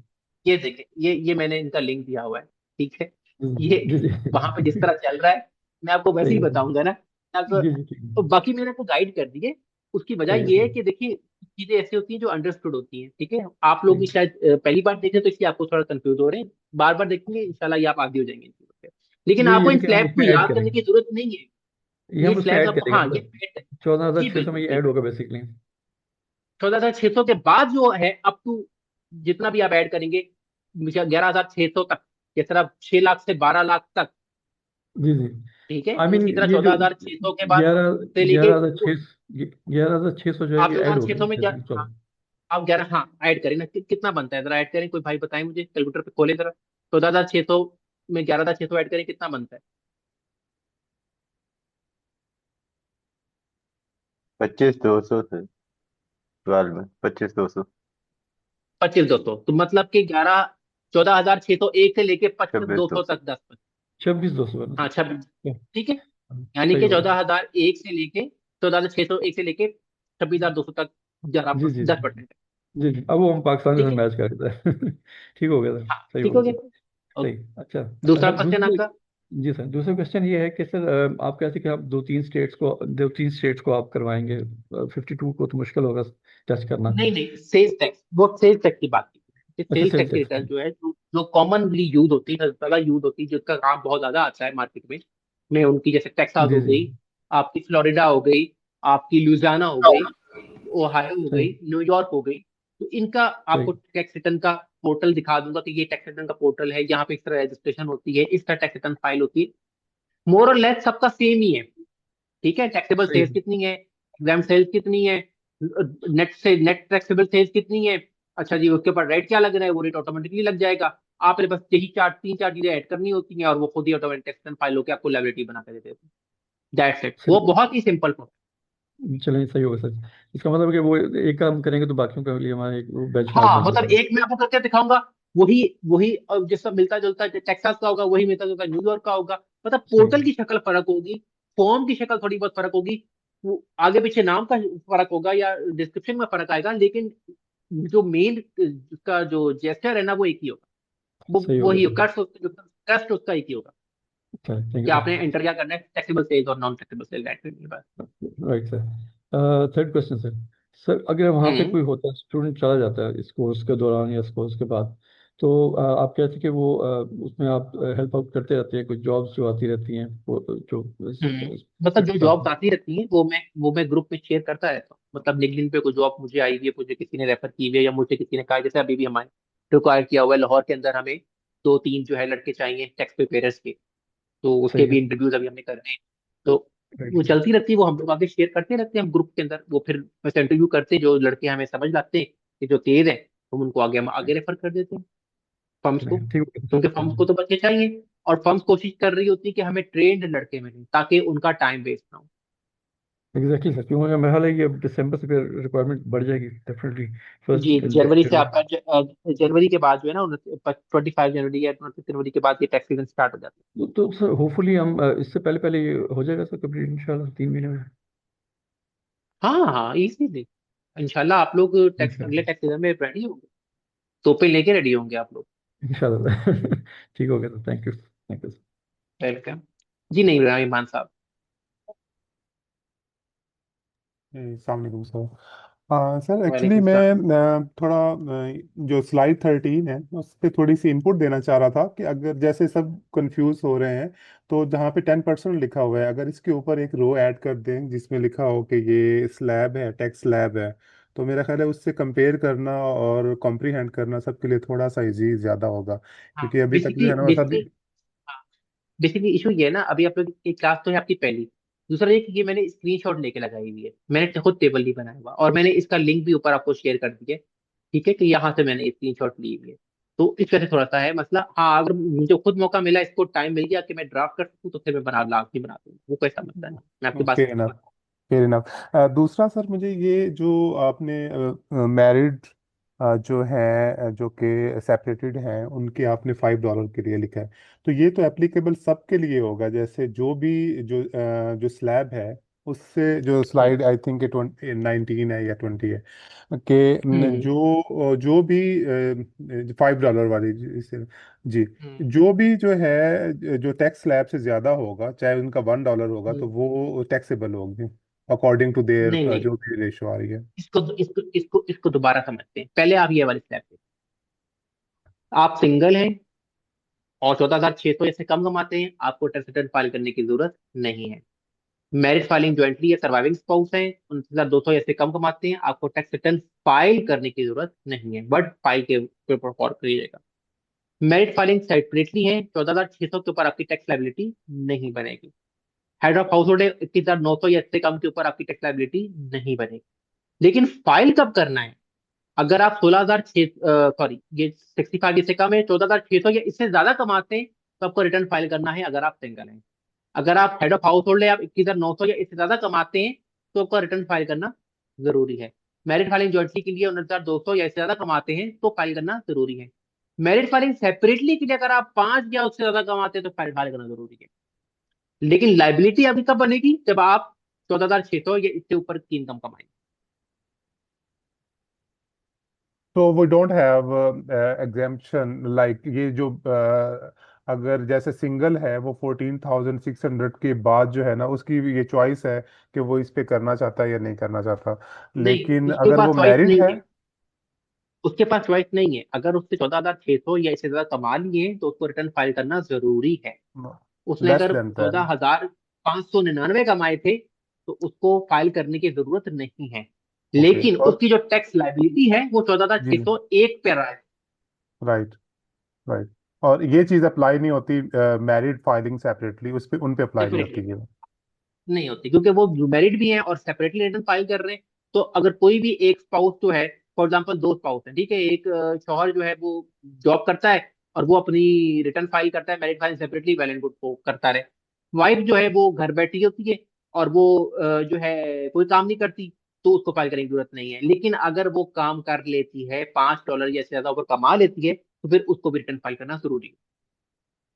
हाँ, 14,600 तक उसकी उसकी इनकम माफ हो जाएगी, ये एक अलग चीज।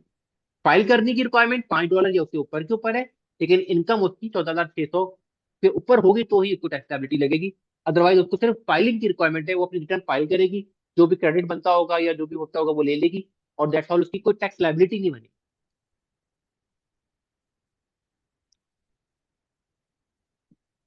ठीक हो गया?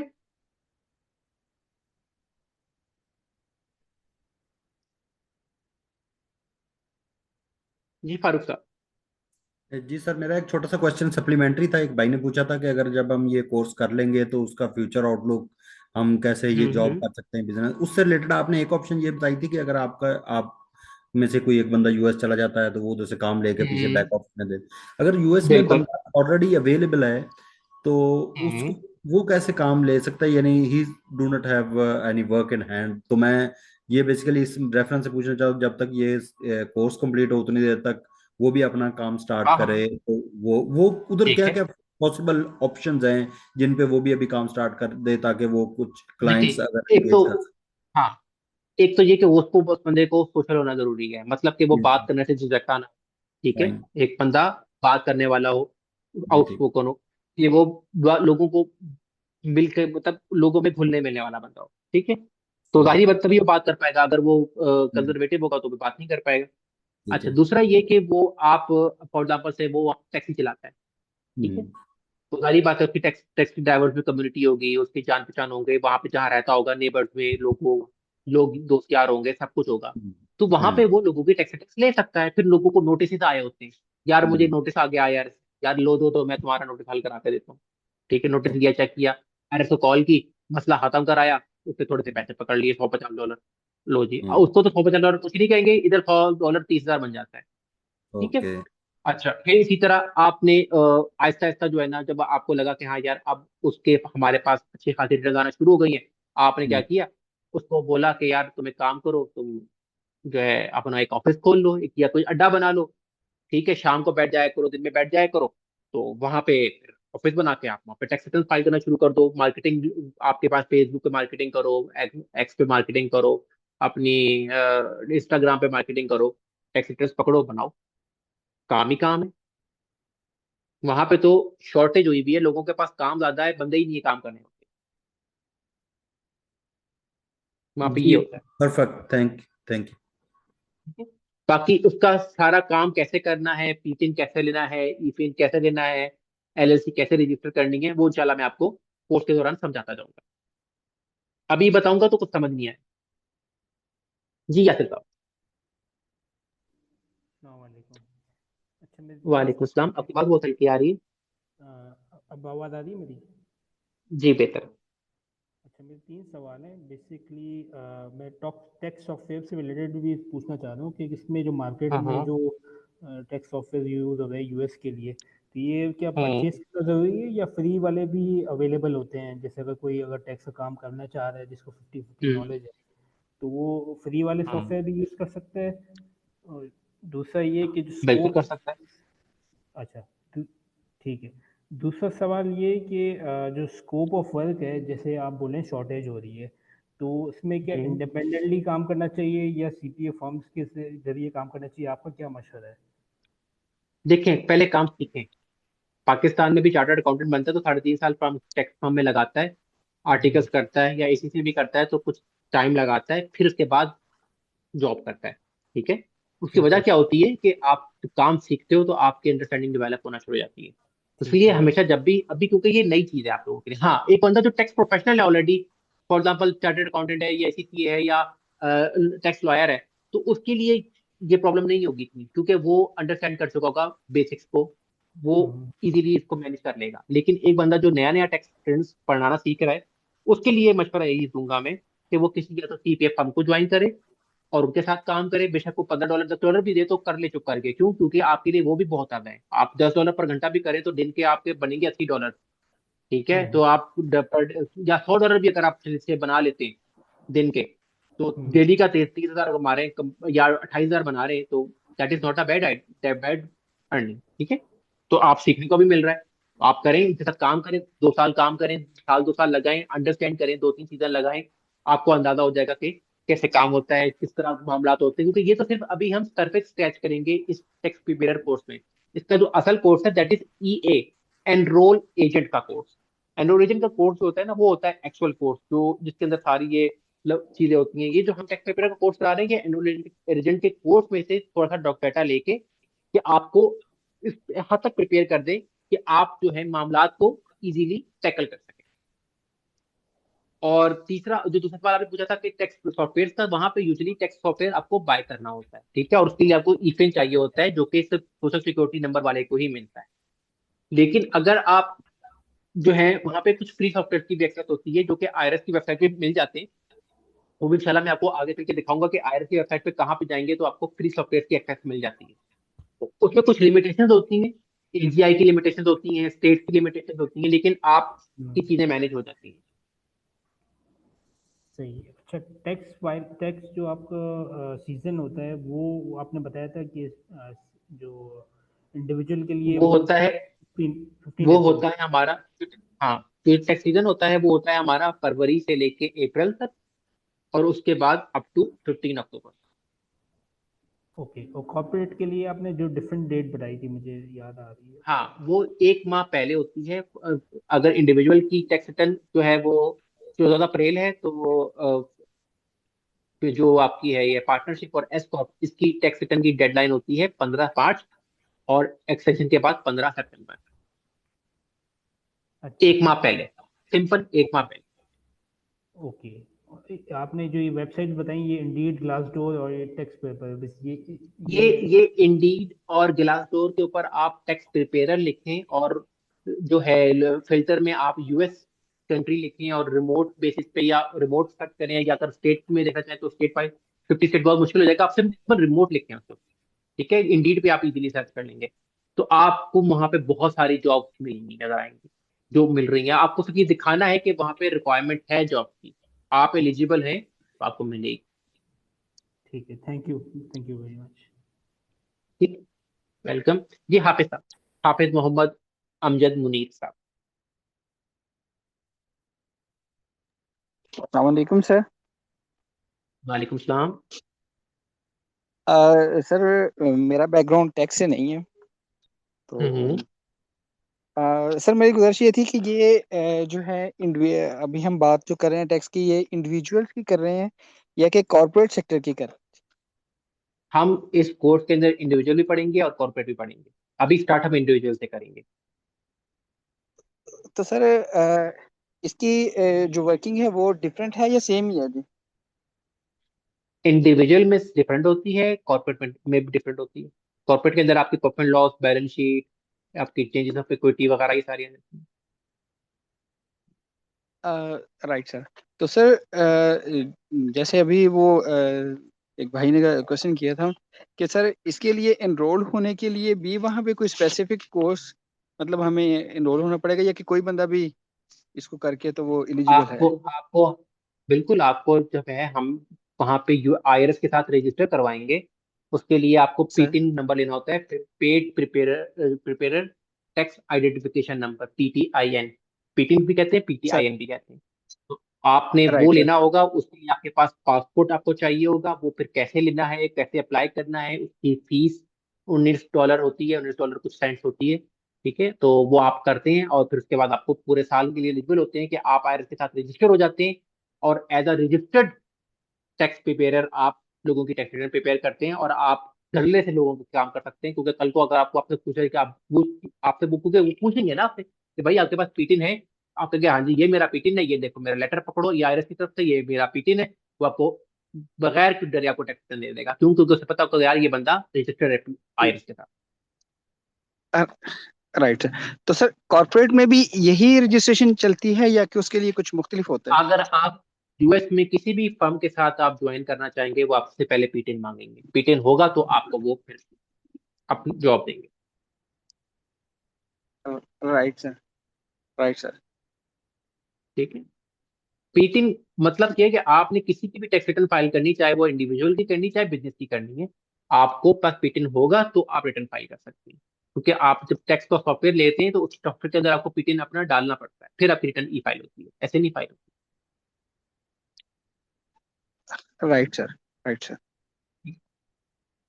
जी कासिम साहब, थैंक यू सर। अच्छा कोशिश कीजिएगा जरा, एकदम कोशिश कीजिएगा जरा सवाल छोटे रखिएगा क्योंकि 11 बजने वाले, तो हमने क्लास 11 तक खत्म करनी है। बाकी सवाल मैं आपसे कल इंशाल्लाह ले लूंगा। तो कासिम भाई अपने सवाल कीजिएगा।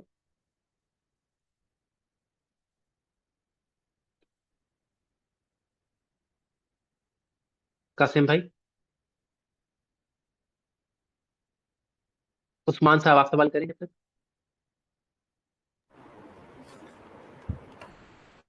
अस्सलाम वालेकुम सर, क्या हाल चाल है आपके? वालेकुम, अल्हम्दुलिल्लाह, वालेकुम सलाम। जी सर, मैं आपसे ये पूछना चाह रहा था कि जो ये आप कोर्स करवा रहे हैं, जिस तरह मैं हूँ, मेरा टैक्स का कोई बैकग्राउंड नहीं है, मैं आर्ट्स का स्टूडेंट रहा हूँ, तो डू यू थिंक कि ये कोर्स करने के बाद मेरे जैसा बंदा एलिजिबल हो जाएगा as a tax prepare? What do you think, what you suggest me? हाँ, आपको कॉपी पेस्ट करना आता है? क्या आप डाटा कॉपी पेस्ट कर सकते डेफिनेटली हैं? Can do. यस, व्हाई बिल्कुल। नॉट? आपको अगर ये कहा जाए कि जी बॉक्स नंबर 1 का डाटा बॉक्स नंबर 1 में डाल दो, 2 का डाटा 2 में डाल दो, बॉक्स नंबर 20 का 20 में डाल दो, तो वो आप डाल सकते हैं। Yes of course, why not? बस फिर आप टैक्स रिटर्न फाइल कर सकते हैं। इसलिए इस कोर्स का नाम टैक्स प्रिपेयर है। सेकेंडली सर, ये जो लॉज है, ओके सर, सेकेंडली जो टैक्स लॉज हैं in united states, tax laws prevail same in 50 states of united states? Federal के लॉज फर्क होते हैं, स्टेट्स के लॉज फर्क होते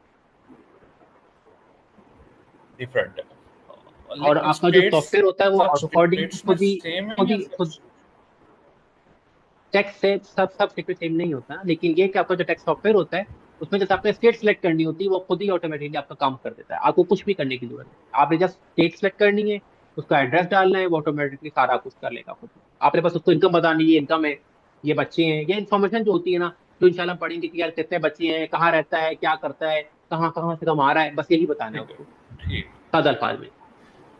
ठीक है sir. Further more one question, जो टैक्स के उधर लॉयर्स हैं, टैक्स लॉयर्स हैं जो केसेस को उधर कोर्ट्स में प्लीड करते हैं, क्या क्राइटेरिया होता है?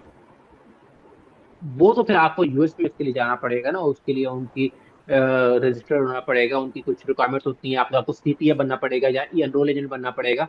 फिर आप जो है वो उनके कोर्स केसेस को कोर्ट्स में लेके जा सकते हैं। वरना वैसे यूजुअली जरूरत नहीं पड़ती। हम लोग यहाँ पाकिस्तान में बैठे होते हैं, बहुत रेयर ही होता है कि 1000 में से कोई एक तो केसेस जो होते हैं जिसका हमें लेके जाना पड़ता है। अदरवाइज फोन के ऊपर ही हम लोग सारे केसेस रिजॉल्व कर रहे होते हैं IRS के साथ। ठीक है, thank you sir, it's very nice. Welcome जी। नहीं, वेलकम वेलकम। नहीं नहीं, सिद्दीकी साहब। बताऊँ। अच्छा, मेरा बहुत से सवालात का जवाब तो मिल गया। सिर्फ ये मुझे कंफर्म करना है कि जैसे आपने कहा कि रजिस्ट्रेशन के लिए $19 प्लस समथिंग कुछ अमाउंट चाहिए होता है, तो ये एवरी ईयर ये रिन्यू होता है, ये पैसा रिन्यू करना हर साल, पड़ता है? हर साल करना हर होता साल। है। और जो वहाँ पे अमेरिका में जैसे कुछ लोग प्राइवेट जॉब कर रहे होते हैं, यानी किसी गैस स्टेशन पे या किसी स्टोर पे, तो वो कैश अमाउंट ले रहे होते हैं, उनको रिटर्न हम्म किस तरह से वो चाहते हैं कि हम अपने क्रेडिट बनाना चाहें, तो वो किस तरह से वो हम्म रिटर्न उनकी फाइल की जा सकती है? वो इंशाल्लाह आपको आगे चल के दिखाऊंगा। अभी समझाऊंगा तो समझ नहीं आएगा और टाइम भी नहीं है, लेकिन मैं आपको बता दूंगा वो कैसे कर सकते हैं।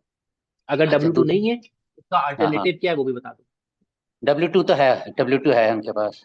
तो W2 है तो फिर तो मसला ही कोई नहीं, पर W2 ही डालना है, अपनी रिटर्न बन जाएगी। अच्छा, W2 डालना होगा, ठीक है। अच्छा, जैसे हम्म, मैं अपना एक बताना चाह रहा हूँ कि अगर मेरा अभी इमिग्रेशन प्रोसेस फाइनल में है, बिल्कुल जस्ट, तो मैं अगर अल्लाह खैर है।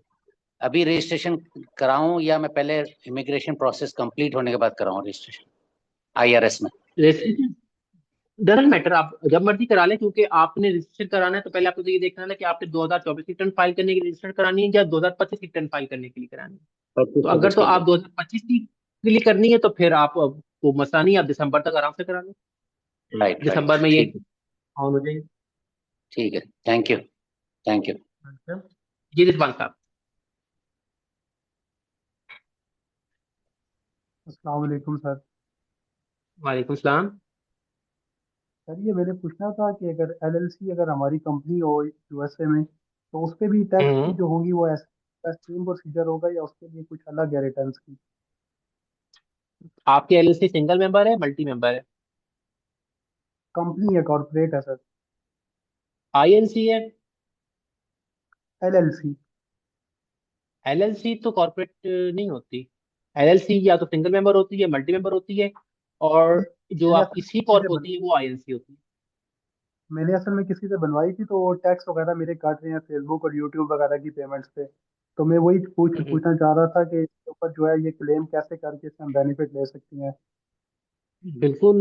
वो देखना पड़ेगा ना कि आपकी, मुझे अगर आप अपना EIN लेटर शेयर कीजिएगा, ठीक है, मैं फिर आपको उसको चेक ठीक है करके बताऊंगा कि आप कौन सी रिटर्न फाइल होती है और उसके थ्रू आप कौन कौन से टैक्स क्लेम्स कर सकते हैं, क्लेम नहीं कर सकते, क्या था बताऊंगा। जी, ठीक है सर, थैंक यू। ठीक। जी जमशेद साहब। अस्सलाम वालेकुम सर। वालेकुम सलाम। अच्छा सर, ये स्टार्ट में आपने बताया था कि ये जो फ्रीलांस प्लेटफॉर्म्स होते हैं वहाँ भी हम ये बेनिफिट ले सकते हैं। मैं ऑलरेडी फ्रीलांस बिल्कुल। प्लेटफॉर्म में काम कर रहा हूँ, तो मेरे कई क्लाइंट्स पूछते हैं प्लस। कि आप टैक्स फाइल कर सकते हैं इस कोर्स के मुताबिक, टैक्स हम्म प्रिपेयर बन सकते हैं कि हम टैक्स फाइल भी कर सकते हैं एक्चुअली, यानी कि फ्रीलांस बिल्कुल कर के सकते, प्लेटफॉर्म में बिल्कुल जाते कर हैं? सकते हैं, बिल्कुल। क्योंकि बिल्कुल वहाँ कर सकते ये जो सॉफ्टवेयर आपने बताए हैं, ये जैसे हैं। इंट्यूट के भी सॉफ्टवेयर हैं, वहाँ तो ईफिन हम्म रिक्वायर्ड होता है टैक्स फाइल करने के लिए। हाँ तो एक बिल्कुल, लेकिन बंदा अगर जो फ्रीलांस प्लेटफॉर्म में काम कर रहा है वो कैसे ईफिन हासिल करेगा? क्योंकि वो तो देखिए जो उसमें जिसके पास उसमें सोशल सिक्योरिटी नंबर हो उसी को अलाउ होता है। अच्छा, ठीक है, ये उसमें दो मेरा चीजें क्वेश्चन था। होती हैं इसमें। उसमें दो चीजें होती हैं कि एक तो ये होता है कि आपके पास अगर पीटिन है तो आपको टैक्स वाइज हो गया या CCH हो गया या HNR ब्लॉक हो गया, आपको वहां से एक पैकेज मिलता है 5 रिटर्न्स का, जिसमें आप बिजनेस रिटर्न्स या इंडिविजुअल रिटर्न्स फाइल कर सकते हैं अपने पीटिन के ऊपर, क्योंकि पीटिन के हम्म। ऊपर आप 5 रिटर्न की फाइल कर सकते हैं। अगर आपके पास एनुअली। इससे ज्यादा रिटर्न है, एनुअली, अगर आपके पास इससे ज्यादा रिटर्न है, तो उसका एक अल्टरनेटिव ये है कि आप अपने किसी दोस्त यार का पीटिन लेके फाइल कर लें, ठीक है, और उसका एक और पैकेज पकड़ लें उसके नाम से। अच्छा, तीसरा उसका तरीकाकार क्या है कि आप वहाँ पे कुछ सॉफ्टवेयर होते हैं जिसे वो आपको अलाउ करते हैं कि आप रिटर्न बनाएं उसके ऊपर, वो आपको अपना ईफिन शेयर कर देते हैं, लेकिन वो आपसे पर रिटर्न चार्ज ज्यादा लेते हैं। फॉर एग्जाम्पल जैसे अगर आम सॉफ्टवेयर हैं, जैसे अगर आप फॉर एग्जाम्पल इंटुइट के ऊपर कुछ बना रहे हैं, तो वो आपसे शायद पर रिटर्न $50 चार्ज कर रहा होगा, तो वो आपसे कुछ $70 चार्ज कर लेगा अपना ईफिन देने का। ठीक है। फिर हम्म। उसका एक और ऑप्शन भी होती है, तीसरी जो चौथी ऑप्शन भी होती है, वही होती है सॉफ्टवेयर कोलैबोरेशन की। आप इंडीड पे ही जब चेक करेंगे ना, कुछ लोग आपको मिलेंगे ऐसे जो आपसे 30-70 के स्प्लिट के ऊपर, यानी 70 आपका 30 उनका, आपके साथ कोलैबोरेशन करने के लिए तैयार बैठे होते हैं कि आप अपने क्लाइंट्स लेकर आएं, अपनी रिटर्न उनके क्लाइंट्स में सॉफ्टवेयर के ऊपर फाइल करें, 70% आप रखें, 30% उसको दें, तो वो आपको पूरा पूरा वो देते हैं और आपके वो रिटर्न रिव्यू भी करके देते हैं आपको। तो जाहिर बात है उनका इफेंट लगा होता है तो वो अच्छा सारा चेक करके आपको ओके करते हैं। ठीक हो। बहुत अच्छा ये तरीके हैं चीज, भाई, आप इंशाल्लाह होते हैं, आपको बहुत तरीके, बहुत टिप्स दूंगा अच्छा इंशाल्लाह। ये सर ये चीजें आप अपने कोर्स में डिटेल से बताएंगे, क्योंकि अभी तो मैं आपको जहाँ ये ऐसे ऊपर जहाँ से जो गुजर देखो गई। ऐसे ही है ना, असल में देखा अभी मसला ये ना, अभी तो मैं आपको थोड़ा थोड़ा बता रहा हूँ क्योंकि अगर करूंगा तो बदहजमी हो जाएगी। आहिस्ता जी आहिस्ता नहीं, चलाऊंगा, हजम आहिस्ता कराना आहिस्ता ही मैं पूछ रहा हूँ समझाऊंगा। कि कोर्स में शामिल है हाँ ना हाँ, ये चीज। सब बस ठीक है। बिल्कुल सब चीजें सर आपको सब बताएंगे आपको। आपको हम बेसिकली हमारा जो कोर्स है ना, ये प्रैक्टिकल नेचर का ज्यादा है। मेरा कोशिश होगी कि आपको प्रैक्टिकल टिप्स ज्यादा दूंगा। हम लोग प्रैक्टिकल सिनेरियो पे ज्यादा काम करेंगे। आपको थियोरेटिकल पढ़ाऊंगा जरूर लेकिन लिमिटेड, और आपको साथ उसका लिंक दे दूंगा कि भाई आईआरएस की वेबसाइट पे यहाँ पे जाके इसका डिटेल पढ़ लो। ठीक होगा, थैंक यू सर। जी जावेद, वेलकम जी जावेद साहब। अस्सलाम वालेकुम जी। तो वालेकुम सलाम। मेरा क्वेश्चन जो है ये मेरा क्वेश्चन जो है ये मेरिड फाइलिंग सेपरेटली जो है, तो इसमें जो अगर ये सेपरेट फाइल करते हैं तो इसमें जो चाइल्ड क्रेडिट है वो किसके पास जाएगा, फादर के पास या मदर के पास? वो हम आगे पढ़ेंगे कि वो कौन क्लेम करता है, लेकिन इसका सिंपल रूल ये होता है कि अगर तो बाय कोर्ट कोर्ट की तरफ से कोई डिसीजन है या आपस में म्यूचुअल अंडरस्टैंडिंग है तो फिर तो वो उस हिसाब से कर लेते हैं। अदरवाइज जिसके पास साल में ज्यादा टाइम रहता है बच्चा, वो क्लेम करता है। और थर्ड इसका ये होता है कि जो ज्यादा जिसकी एजीआई ज्यादा हो, अगर फॉर एग्जाम्पल दोनों 6 6 माह रखते हैं तो फिर जिसकी एजीआई ज्यादा हो फिर वो क्लेम करता है। ये आगे जाके डिटेल में पढ़ेंगे हम अभी। ओके ओके जी, थैंक यू। जी तहा साहब। अस्सलाम वालेकुम। तो सर मैं वालेकुम वालेकुम सलाम। अच्छा सर, मैं एस कॉर्प एक बिजनेस है, उसके लिए मैं already book keeping financial reporting इस समय करता हूँ। तो उसकी इस दफ़ा टैक्स माशाल्लाह। भी फाइल करनी है, तो उसमें ये कि उनके पेरोल भी हैं और फिर डिस्ट्रीब्यूशंस भी होती हैं। तो इसके जो 2 पार्टनर्स हैं, तो उनकी पेरोल ऐड होके फिर उसमें डिस्ट्रीब्यूशंस भी ऐड होके टोटल में टैक्सेबल टैक्स लायबिलिटी कैलकुलेट नहीं, होगी या separate? Tax liability tax liability इनके नेट प्रॉफिट पे कैलकुलेट हो। नेट प्रॉफिट पे लाइक जो तो आप टोटल प्रॉफिट प्रॉफिट लॉस होगा बनाते उसका। हैं, तो आप प्रॉफिट लॉस बनाते हैं ना, जी जी अर्निंग्स माइनस डिडक्शन करके क्या जो नेट प्रॉफिट आता है उसके ऊपर टैक्स लायबिलिटी बनती है। बेसिकली वो टैक्स लायबिलिटी उसपे भी नहीं बनती, होता क्या है, फॉर एग्जाम्पल आपकी 1 लाख की इनकम थी, 50,000 के एक्सपेंसेस थे, 50,000 आपका नेट प्रॉफिट बना। अब दो ओके पार्टनर थे 50-50 के, तो दोनों 50,000 में से 25,000 का K1 एक पार्टनर जी। के नाम निकलेगा, 25,000 का K1 दूसरे पार्टनर के नाम निकलेगा। फिर वो दोनों पार्टनर अपना अपना K1 लेके अपनी 1040 में डालेंगे और उसके ऊपर टैक्स पे करेंगे। ठीक है, तो basically S Corp itself business का टैक्स नहीं होगा, राइट? नहीं, एस कॉर्प पे या पार्टनरशिप में टैक्स नहीं होता। ठीक उसमें है, तो सिर्फ टैक्स लायबिलिटी जो है ना वो ओनर्स पार्टनर्स इंडिविजुअली के ऊपर देंगे। डिवाइड हो जाती है। हाँ, वो ठीक है। केवन की सूरत में पार्टनर्स के ऊपर चली जाती है और पार्टनर्स अपना अपना इंडिविजुअल लेवल के ऊपर वो इनकम ठीक अपनी है। डाल के फिर उसके ऊपर tax। ठीक है सर, और ये टोटल इनकम में उनकी पेरोल्स और लाइक ये ऐड होगी, डिस्ट्रीब्यूशंस ऐड हम्म। होंगी, फिर उस पर टैक्स कैलकुलेट होगा, राइट? नहीं नहीं नहीं नहीं नहीं नहीं नहीं नहीं नहीं, डिस्ट्रीब्यूशन जो है वो इनकम वो टैक्स वो उसको उसमें पार्ट नहीं आता। हाँ, ठीक है। डिस्ट्रीब्यूशन आप जरूर बताते जरूर हो लेकिन वो टैक्स हम्म, लायबिलिटी में नहीं आता। हाँ, लेकिन एक एक तरह आता है, वही होता है कि फॉर एग्जाम्पल आपका इक्विटी थी 10,000 की, आपने ड्यूरिंग द ईयर प्रॉफिट कमाया 10,000, 20,000 आपके पास आ गए। अब आपने हम्म, उधर से 50,000 की डिस्ट्रीब्यूशन ले ली, तो वो जो 30,000 आप एक्स्ट्रा लोगे उस पर आपको टैक्स लायबिलिटी हम्म, बढ़ सकती है। लेकिन अगर आप विद इन ठीक है। 20 के अंदर खेल रहे हो तो आपको कोई टैक्स लायबिलिटी नहीं रहेगा। ठीक है, सो बेसिकली हमने इनकम जो उनकी बन रही है उस पर कैलकुलेट करना है। जी जी।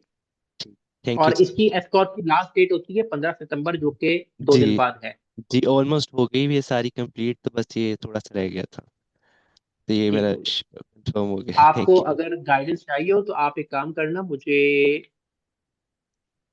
बीच में कांटेक्ट कर लेना व्हाट्सएप पे, मैं आपको टाइम निकाल के आपको गाइड कर दूंगा। अगर आप किसी ठीक के है। रिटर्न खुद से फाइल कर रहे हो तो भाई ब्लंडर ना करना, मुझे जी, बता देना, मैं आपको तो गाइड मैंने कर दूंगा। ठीक पिछले क्वार्टर भी की थी, तो थोड़ा सा है। हो गया था डिस्टर्ब, सो लेकिन हाँ, मेरे क्योंकि साथ इसमें हाँ, इसमें अगर आप गलती करोगे ना तो $220 पर मेंबर पर मंथ की पेनल्टी लगेगी आप, ये ध्यान रखना, ठीक है? तो इसलिए थोड़ा सा हम्म, एहतियात।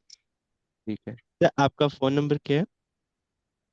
मैं आपको ग्रुप में मिल जाएगा, मैं वैसे मैसेज कर दूंगा, अभी मैं स्लाइड शेयर करूंगा ना, वहां से आप देख लेना ग्रुप के अंदर। ग्रुप में चलिए आप ठीक ऐड है है? सर।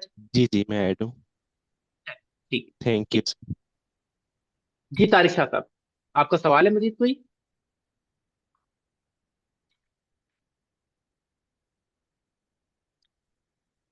जी ताहिरा अशरफ, ताहिरा अरशद।